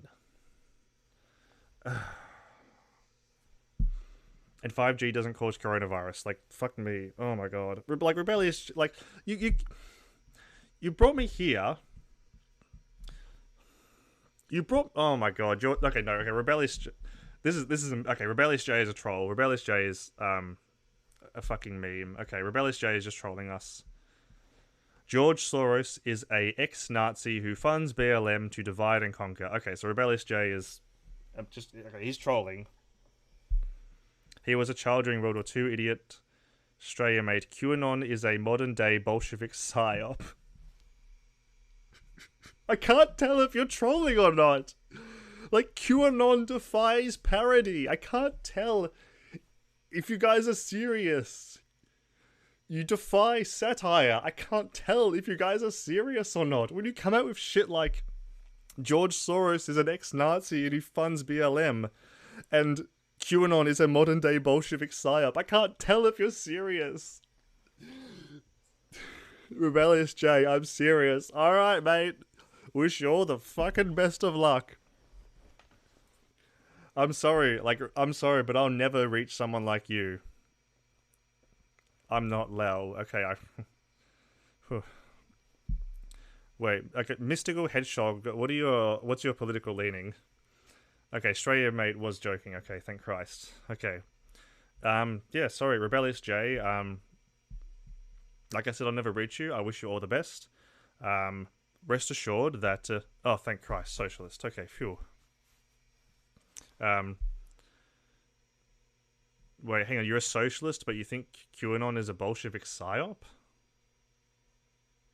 You're gonna have to run that one by me again. Anyway, sorry, Rebellious J. Yeah, mate. Yeah, like, rest assured that my ideology, however much you disagree with it, is intended to afford you the greatest. What do you think? Oh my god, I don't care, mate. All right. Look, I don't believe in QAnon. All right. It's like, look, nothing I say will change your opinion. So I wish you all the best in life. If people like me get into power, we will ensure that you enjoy the greatest degree of health possible, health and livelihood and well-being. I wish you all the best. Please stay out of politics. And please try to keep... You don't believe Joe Biden is a pedophile. I don't think he's a demonic, satanic, baby-sacrificing pedophile. I think Joe Biden's pretty creepy. I'm wondering why you're not extending the same... Why you're not labeling Trump the same, because, I mean, yeah, like, Joe Biden is real fucking creepy. But Trump's the only one who's had charges of pedophilia levied against him. It's funny. It's real funny. Like, Rebellious J, this might give you pause. Oh, okay, good. Okay, Trump is a pedophile too. Okay, cool. Well, hang on. Like, let me like run this by you about QAnon, right? It's real funny how QAnon, how all the satanic pedophiles in the deep state, they're all Democrats. Like, none of the Republicans are in on it too? Like, you don't think they're all embezzled in the money and the corruption, the abuse? It's just all Democrats, right? Split down the middle. Funny that. You're a disappointment for the right race blow. Oh my god, this... Fuck me. What is it with fucking... So many Nazis and fucking racists in this chat tonight? Alright, sorry. Mystical Hedgehog. Okay, because people love to talk about cultural Marxism, but that was just a Nazi talking point rebranded. Why did you say it was a Bolshevik psyop? Do you mean that it's like the Bolsheviks are literally behind it, or do you mean like it's just like anti-socialist communist rhetoric rebranded? Is that what you mean? Like, I'm like, so you said like you're a socialist, so I just wanted to like clarify. Oh, okay, like you're like 14x88. You, sorry, mate. You dog whistled a little bit too hard with your name. I just read that properly. Sorry, you're a cuck. Your ideology is cuck ideology. Banned.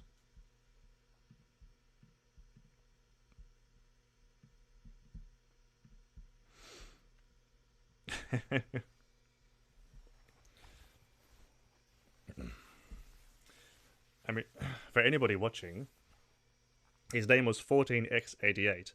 14, of course, refers to the 14 words, which I can't remember off the top of my head, but I will look them up right now.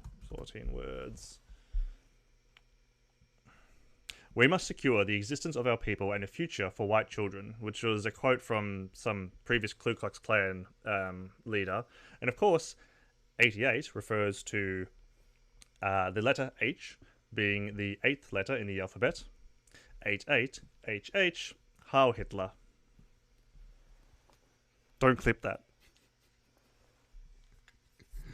The party system is divide and conquer tactic against the masses. They're all in this same club. Freemasonry, satanic, pedophilic psychopaths. Listen, Rebellious J, I respect your right to have your opinion, but you have no proof for what you're talking about. I can't argue with you. Satan's the chill people. Don't respect them like that, J. Yeah, like Satan's like I've heard some shady stuff about Anton LaVey, but like generally, like Satanists, pretty cool people. Just want into hedonism, and look, like I'm an atheist, so like any deification is cringe, but overall, it seems like Satanists, yeah, they seem pretty chill. Oh man. Okay, I need to remember this next time I put something like this in the title of a stream. Something like this is Satanists don't literally worship Satan. Oh, like with that kind of ideology. I mean, it depends. Like some people would, but like a lot of it is like freedom of expression.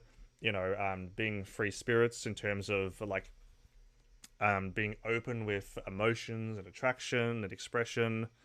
So that part of it's cool. But if they're like any kind of, praying to a deity, worshipping any kind of deity, like, cringe, not based.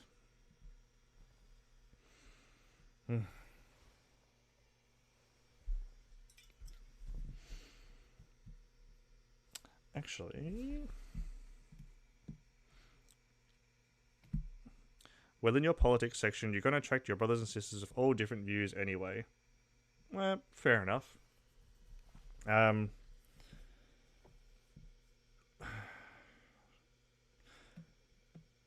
mean, as long as people are respectful in the chat, I don't mind if they hang out. At least for now. Like 1488, like he had to go straight away. But yeah, if if other people want to hang out, I mean, Rebellious J, I wish I could reach you, but nothing I could say.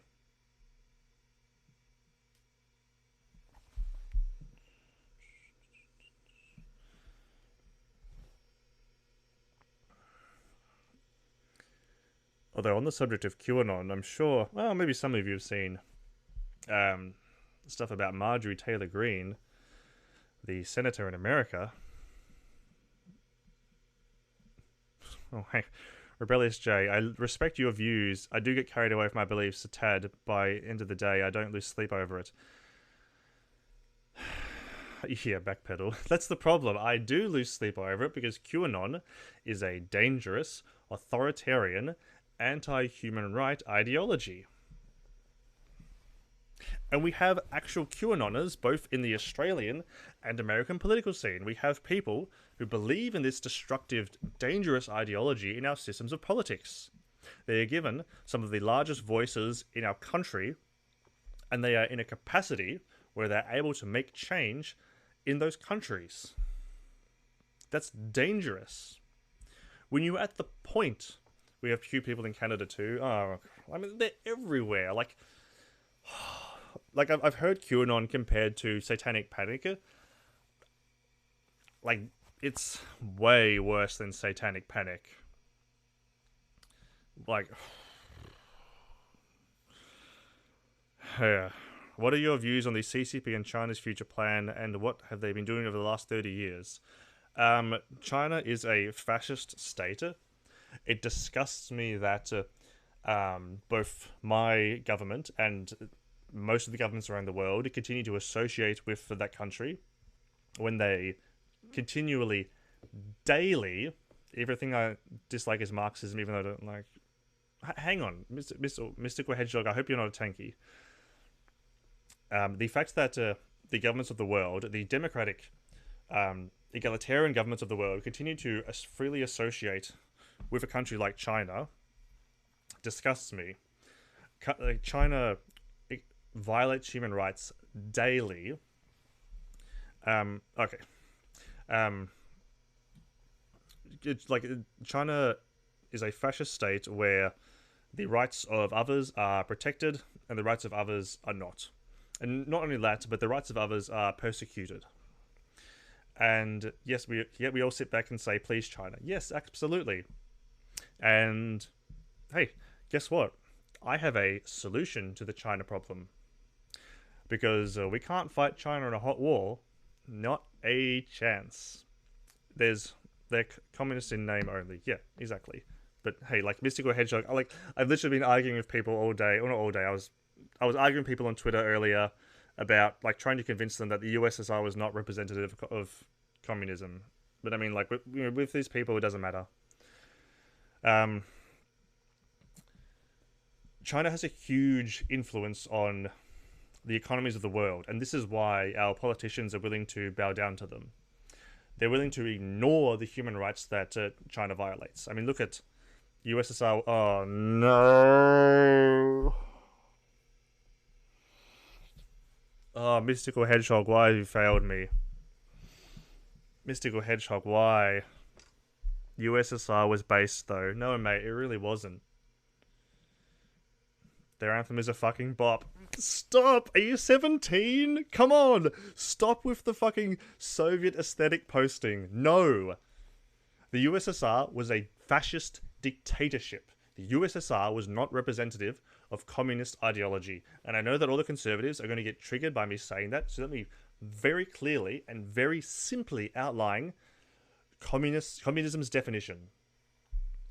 Communism is a system intended to maximize the power of... Putin is a lovely man, though. Are you sure Putin's not on your QAnon list?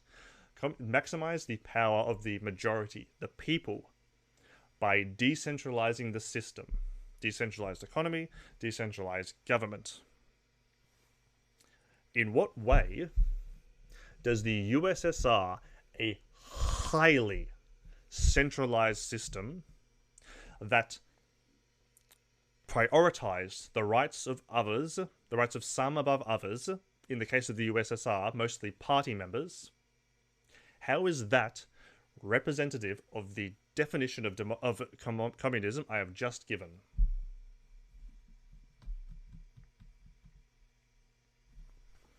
A clue. It's not. It's in the name. Communism. Community. A decentral planning.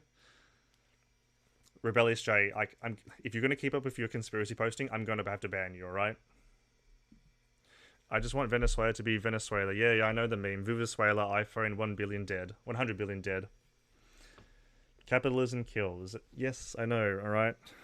What was I even talking about before fucking the USSR? Oh, fucking China! Oh my god, I went down the rabbit hole of the USSR. Okay. So because of China's economic influence... Thank you, Australia. Because of China's economic influence, the world leaders of democratic countries are willing to ignore the violations of human rights. Now, this is my problem with China. I'm not anti-Chinese because they're Chinese. I'm anti-China because they are fascist dictatorship. I would love to live to see the world where the people of China liberate themselves from under the boot heel of the CCP and install democracy. I doubt I will live to see that, but I would love to see the world where one day democracy is enshrined in China. So this is why I'm opposed to the influence. I have the USSR choir on vinyl that I got at an antique shop for $1. To be fair, I probably would buy that too. Oh. So this is why I'm opposed to China having such an influence on countries like Australia and America's politics, its economy. Not because they're Chinese, but because their government is a fascist dictatorship that violates human rights daily. Now,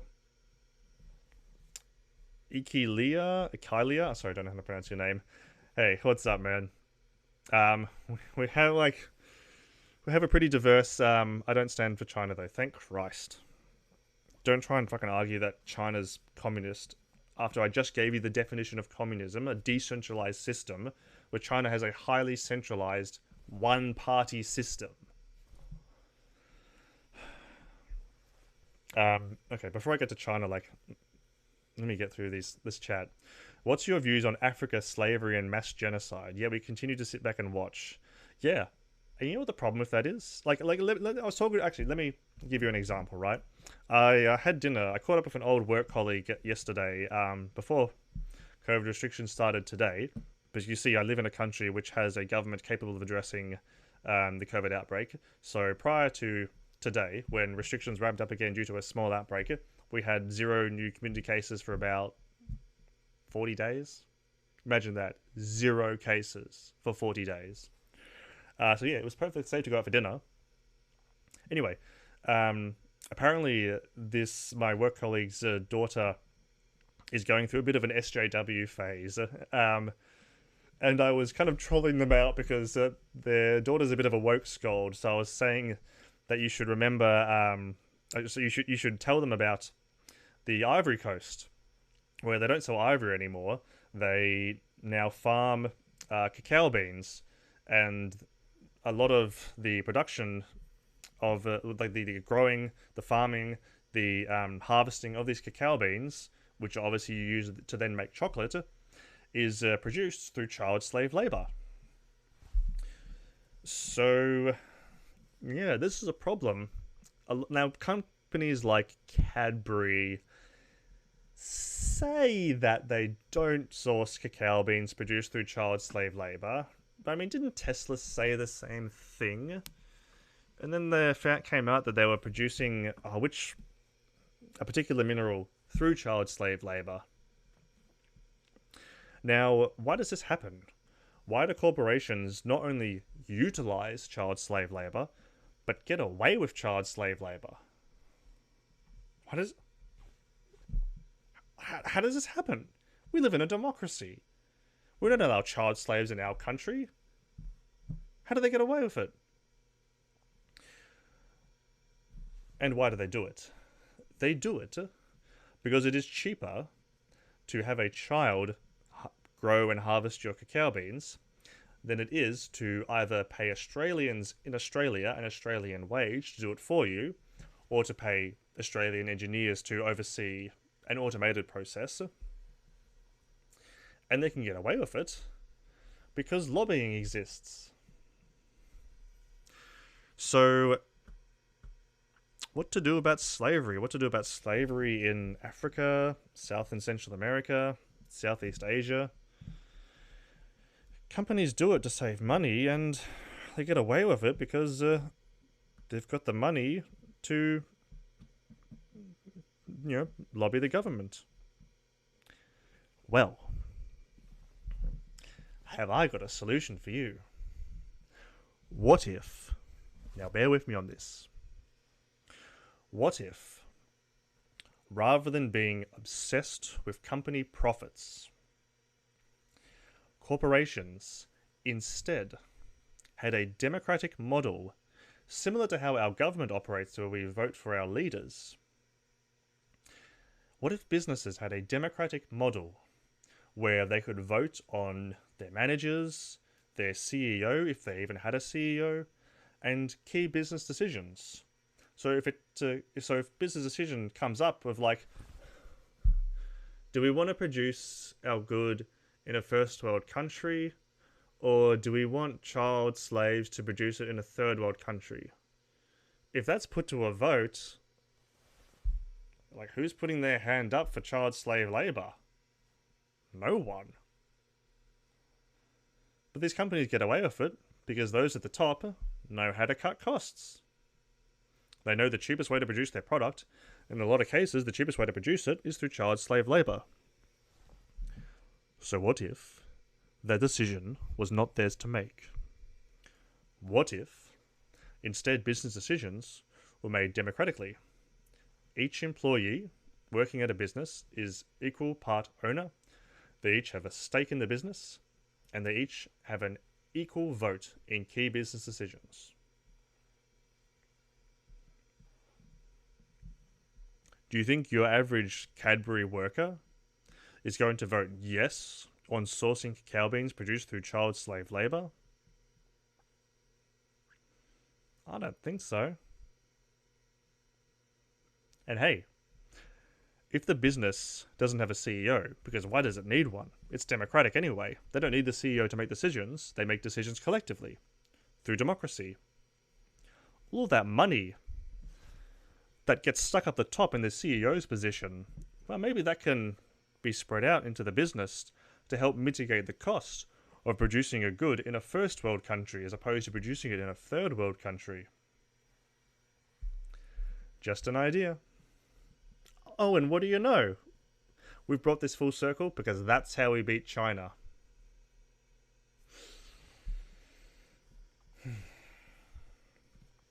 To beat China, I'm of the opinion that we need to bring countries need to take more of an emphasis on domestic production. By no means am I advocating for protectionism. Countries need to be not only focused on themselves, but on each other. They need to be producing and supporting each other with the goal of cutting out China. We can't fight China in a hot war, so I'm of the opinion that the only way to beat China is to starve them out economically. If we can loosen their stranglehold in our country by making ourselves economically independent from China, then that's how our country can pull our, like once we are independent of their oversight, that's when we're able to go to China and actually make demands. Like, hey, if you want a slice of our business, then you've got to start respecting human rights.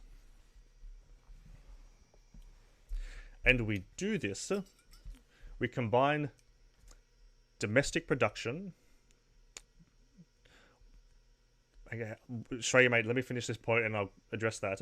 We combine domestic production with democratic workplaces. Because here's the thing about protectionism, the idea of bringing industry back to your country. It never works. Those companies are not coming back. You know why? Because the CEOs know it's cheaper to produce a good in a third world country. They're not coming back, no matter what kind of tax breaks you offer them. And even if they did come back, what's to stop them from just going overseas again in 5-10 years' time? Like, what are you going to do to stop them? State-controlled business? Because I don't want that. I want businesses, I want Australian businesses worked and owned by Australians. Because think about that. If you're an Australian, or whichever country you're from, and you work for a company, and just say hypothetically, the vote comes up like, hey, would it be cheaper to produce our good overseas? Do you guys want to vote on sending the company overseas so that the company makes more money? I mean, we lose all our jobs because it's, we can't go with the company. Do you guys want to vote yes on that? Who's going to vote yes on that? No one's going to vote yes on that. Democratic workplaces will keep the businesses in the country. And because we have cut out the position of the CEO, all that wealth that the CEO takes for themselves instead spreads out through the company, raising the wage of everybody, which mitigates the cost of buying domestic goods. Because people were going to buy a shirt that costs $7 that was produced through slave or near slave labor, because they're not going to spend money on a $20 shirt produced by unionized workers paid a fair wage. Like, remember, this is the meme about. Remember when all the conservatives were like, "Oh, AOC's sweatshirt costs $50." Yes, because it's paid by American workers who are unionized. Like conservatives that are anti-union say they care about their workers, but they're not going to give them the means. Like if you want to support workers, then you need to let them unionize and pay them a livable wage. And as such, the cost of domestic goods rises.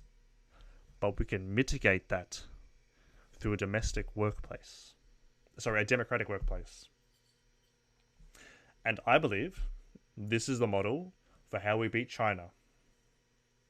We make ourselves economically independent from them, with an emphasis on domestic production and democratic workplaces to keep those businesses in the country. And then globally, those countries work together. What one country can't produce, it trades with another country. So domestic production in America, Australia, the UK, Canada, South Korea, New Zealand, etc. These countries work together to support each other to cut out China, to reduce the percentage of the pie that they hold in terms of global influence. And there's also one other thing. The people who work like wage slave jobs in poorer countries to produce cheaper goods, like at the end of the day, like, some of them still are like it's a better life than the alternative. But hey, I'm not advocating that we abandon them. We go and then we we bring back domestic production, and then we go and help them. We help them develop their own production. Guess what? That's more jobs for Australians, Australian engineers, Australian mechanics, Australian builders, helping those other countries to develop their own domestic industry. Anyway, that's the plan. All right, what have we got? From Rebellious J, restrictions imposed on a low case rate. Must be up to something. No, Rebellious J, there was an outbreak.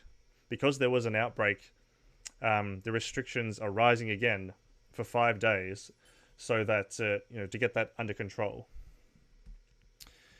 Australia, mate, how good is the UN? I enjoy having countries like North Korea, China, Saudi Arabia, etc. sit on the Council for Human Rights. What a world we live in. I mean, like, I'm ultimately a globalist. I'm not an isolationist. Fuck that. Like, the UN's not perfect, but like, global cooperation is better than isolation. But like that's an example of like Taiwan is not in the UN due to China's influence. If we want to like reduce China's influence, we need to somehow combat their influence. And like I said, to answer your next question, you don't think if war broke, the Allies couldn't defeat China? No. Unless nuclear weapons were involved, would you just be the end of the world? I don't believe that. You say you're a globalist. Yes, I am a globalist. I know that you think that globalist is a dog whistle for Jews, but globalist just means that you care about countries beyond yours. I care about the world, the globe, not just Australia. No, I don't think that war, like a war with China, like if we ever go to like World War III, that's the end of the world, because Russia will most likely back China. Yeah.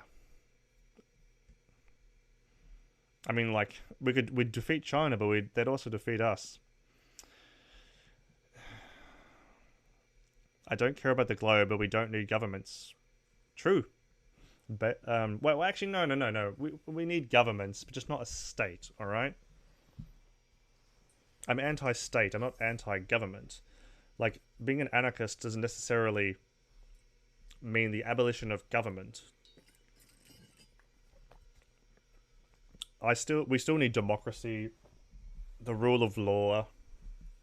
What was I going to say? Representatives. What I would love to see. We don't even need to get to an anarchist state. Oxymoron, anarchist state. We don't even need to get to anarchy to get to this idea. So we, at least in most countries, we live in a representative democracy where we elect our representatives. Beyond that, though, like, we elect them and then they just go off and do their own thing until they go up for election again. Like we have like no control. Like beyond voting, we have no control over what they do. That's fucked. Now, can I bread pill you guys on a concept called direct democracy? Direct democracy was a model that existed in ancient Athens. Direct democracy is where literally everyone votes. So why don't we combine direct democracy with representative democracy? Make our representatives accountable. We should establish a national standard of broadband internet countrywide so that everybody, regardless of where you are in the country, has access to fast internet. We do that. We give everybody in the country a device, and we, design some kind of app. So, get them a notification on your phone. So your representative is voting on X policy in 2 weeks' time. Do you want them to vote? Yes, no, more information, that kind of thing. And your representative has to vote according to what the majority says. They get a vote of their own, but they get one vote. Their vote's no greater than yours. They're supposed to be representative of the people that voted them in. And unless they are directly answerable to those people, it's not a representative democracy. It's not democratic. We just vote them in and away they go. British Revolution is my dream. Is that okay? Do you mean like the abolition of the monarchy, or mean like the overthrowing of the British government? Because democracy, even a flawed one, is preferable to a lawless society. Interesting to think we wouldn't win. Why do you believe this? Reasoning, unless nuclear, which would be a big baddie, but non-nuclear. So, China's, not only is their population huge, but their technology rivals ours. Especially, like, if Russia joined our side, which I doubt they would, then maybe. But if Russia and China team up, no. Like, I think people underestimate just how much military might China wields. Like, as powerful as the United States military is,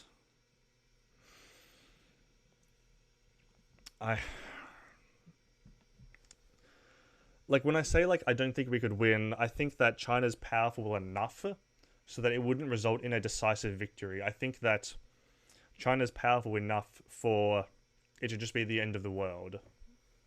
I don't think that the allied developed world would achieve a decisive enough victory in China for it to be enough to put China into the ground. Yeah. I don't maybe unless Japan has some super early intervention, because I know that Japan would love to go to war with China. They still haven't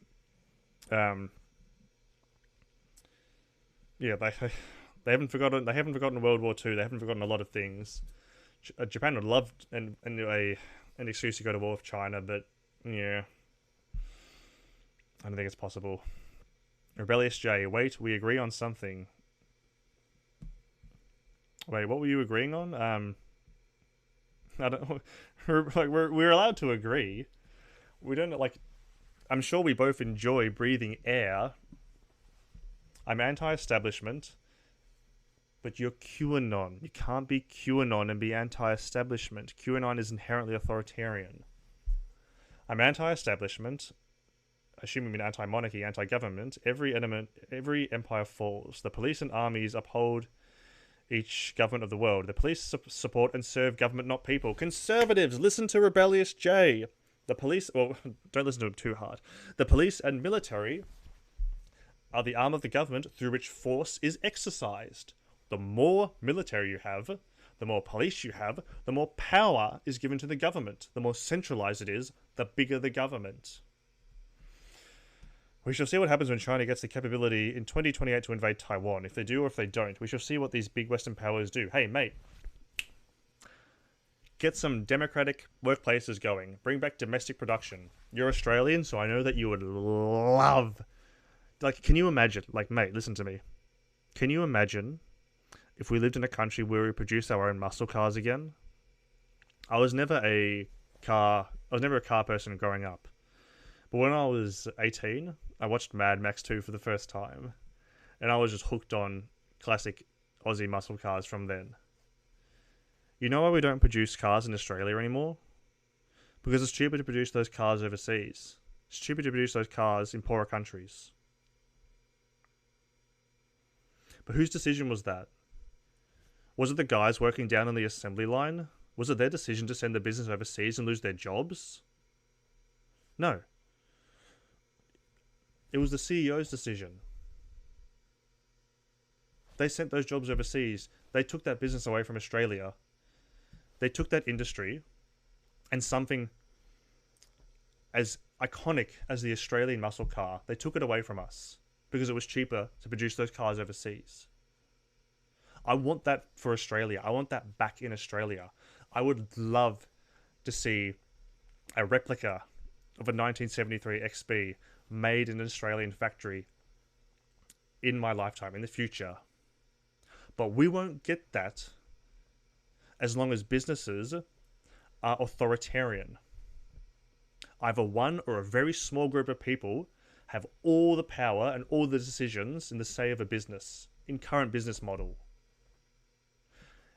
In a democratic workplace, who's going to vote to send the company overseas? No one. We can have cars again in Australia. We can have factories that produce Australian-made goods at an Australian standard that pay Australians an Australian wage.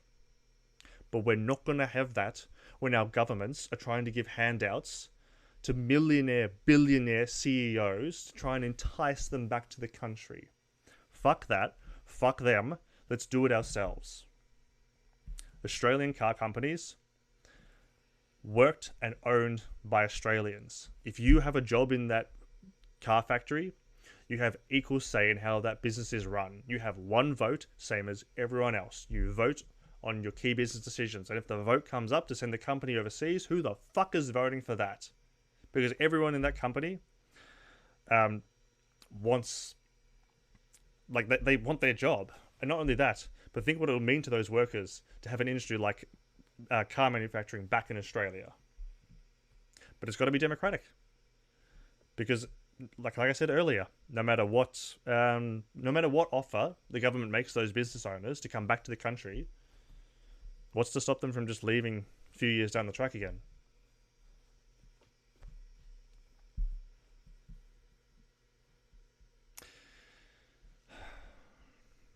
But we as Australians are to blame. Well, not exactly. I mean, I'm a leftist, but to anyone that doesn't know, it was the Labour Party, the left-wing party in Australia that gutted our unions. The left-wing party in Australia that sent business overseas. Because without strong unions, how the hell can the people collectively have any influence over the business to stop it from being sent overseas? Welcome, Ruka Payne. I'm a Czech ginger. Pretty cool.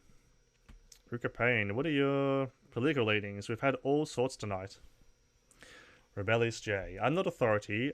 I'm anti-authority. I'm a free being, just having a human experience with an idea and overthrowing the powers at be are my dreams and goals. I'm sorry I don't want to follow the crowd, but when the people rise up globally, there will be a beautiful crowd of power of the people. Mate, the problem is that that sounds good on paper, but when you couch that behind an oppressive ideology like QAnon, it doesn't work. Well, we are when we buy cheaper imported products over Australian. But hang on. We buy those cheaper imported products because we have businesses where the business model is produce it as cheap as possible. Produce the good for as cheap as possible and sell it for as high price as possible.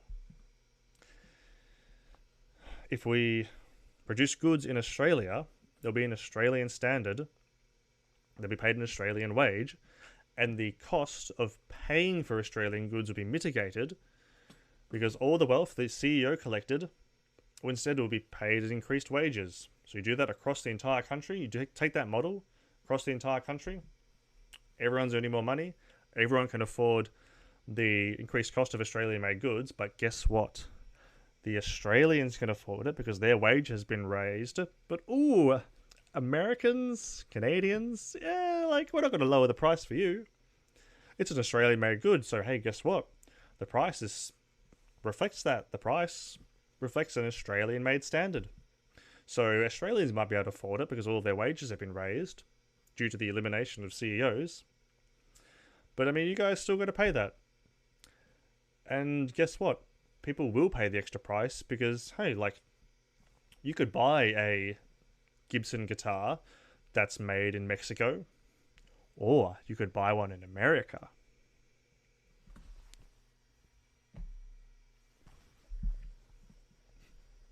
This has been a lot of fun, but it is 10 p.m. and I'm going to get up early tomorrow to stream for the Americans. So hey, thank you all for watching. I will be streaming again tomorrow night for Australian time. I still haven't revealed my politics. Meanwhile, I work for the government and they decided not to not increase my pay because of the big bad Rona. Just when you need a pay increase. Can you imagine if you've worked in a business that was democratic where you could vote to increase your pay? Wild ideology. Far-fetched dream? Of course, it won't happen in my lifetime or your lifetime. Hey, look, I have no... if I die having seen unions restored, I will die happy. I've fully accepted that I will not live to see my idealistic vision of society. You know, but hey, like if we can get unions back, I'll be happy. I'm actually Catholic monarchist. Rukapane, monarchism is inherently authoritarian. I'm actually Catholic monarchist, but not any kind of authoritarian. Monarchism is an authoritarian system. You are placing the rights of some above the rights of others. In this case, the existence of a royal family.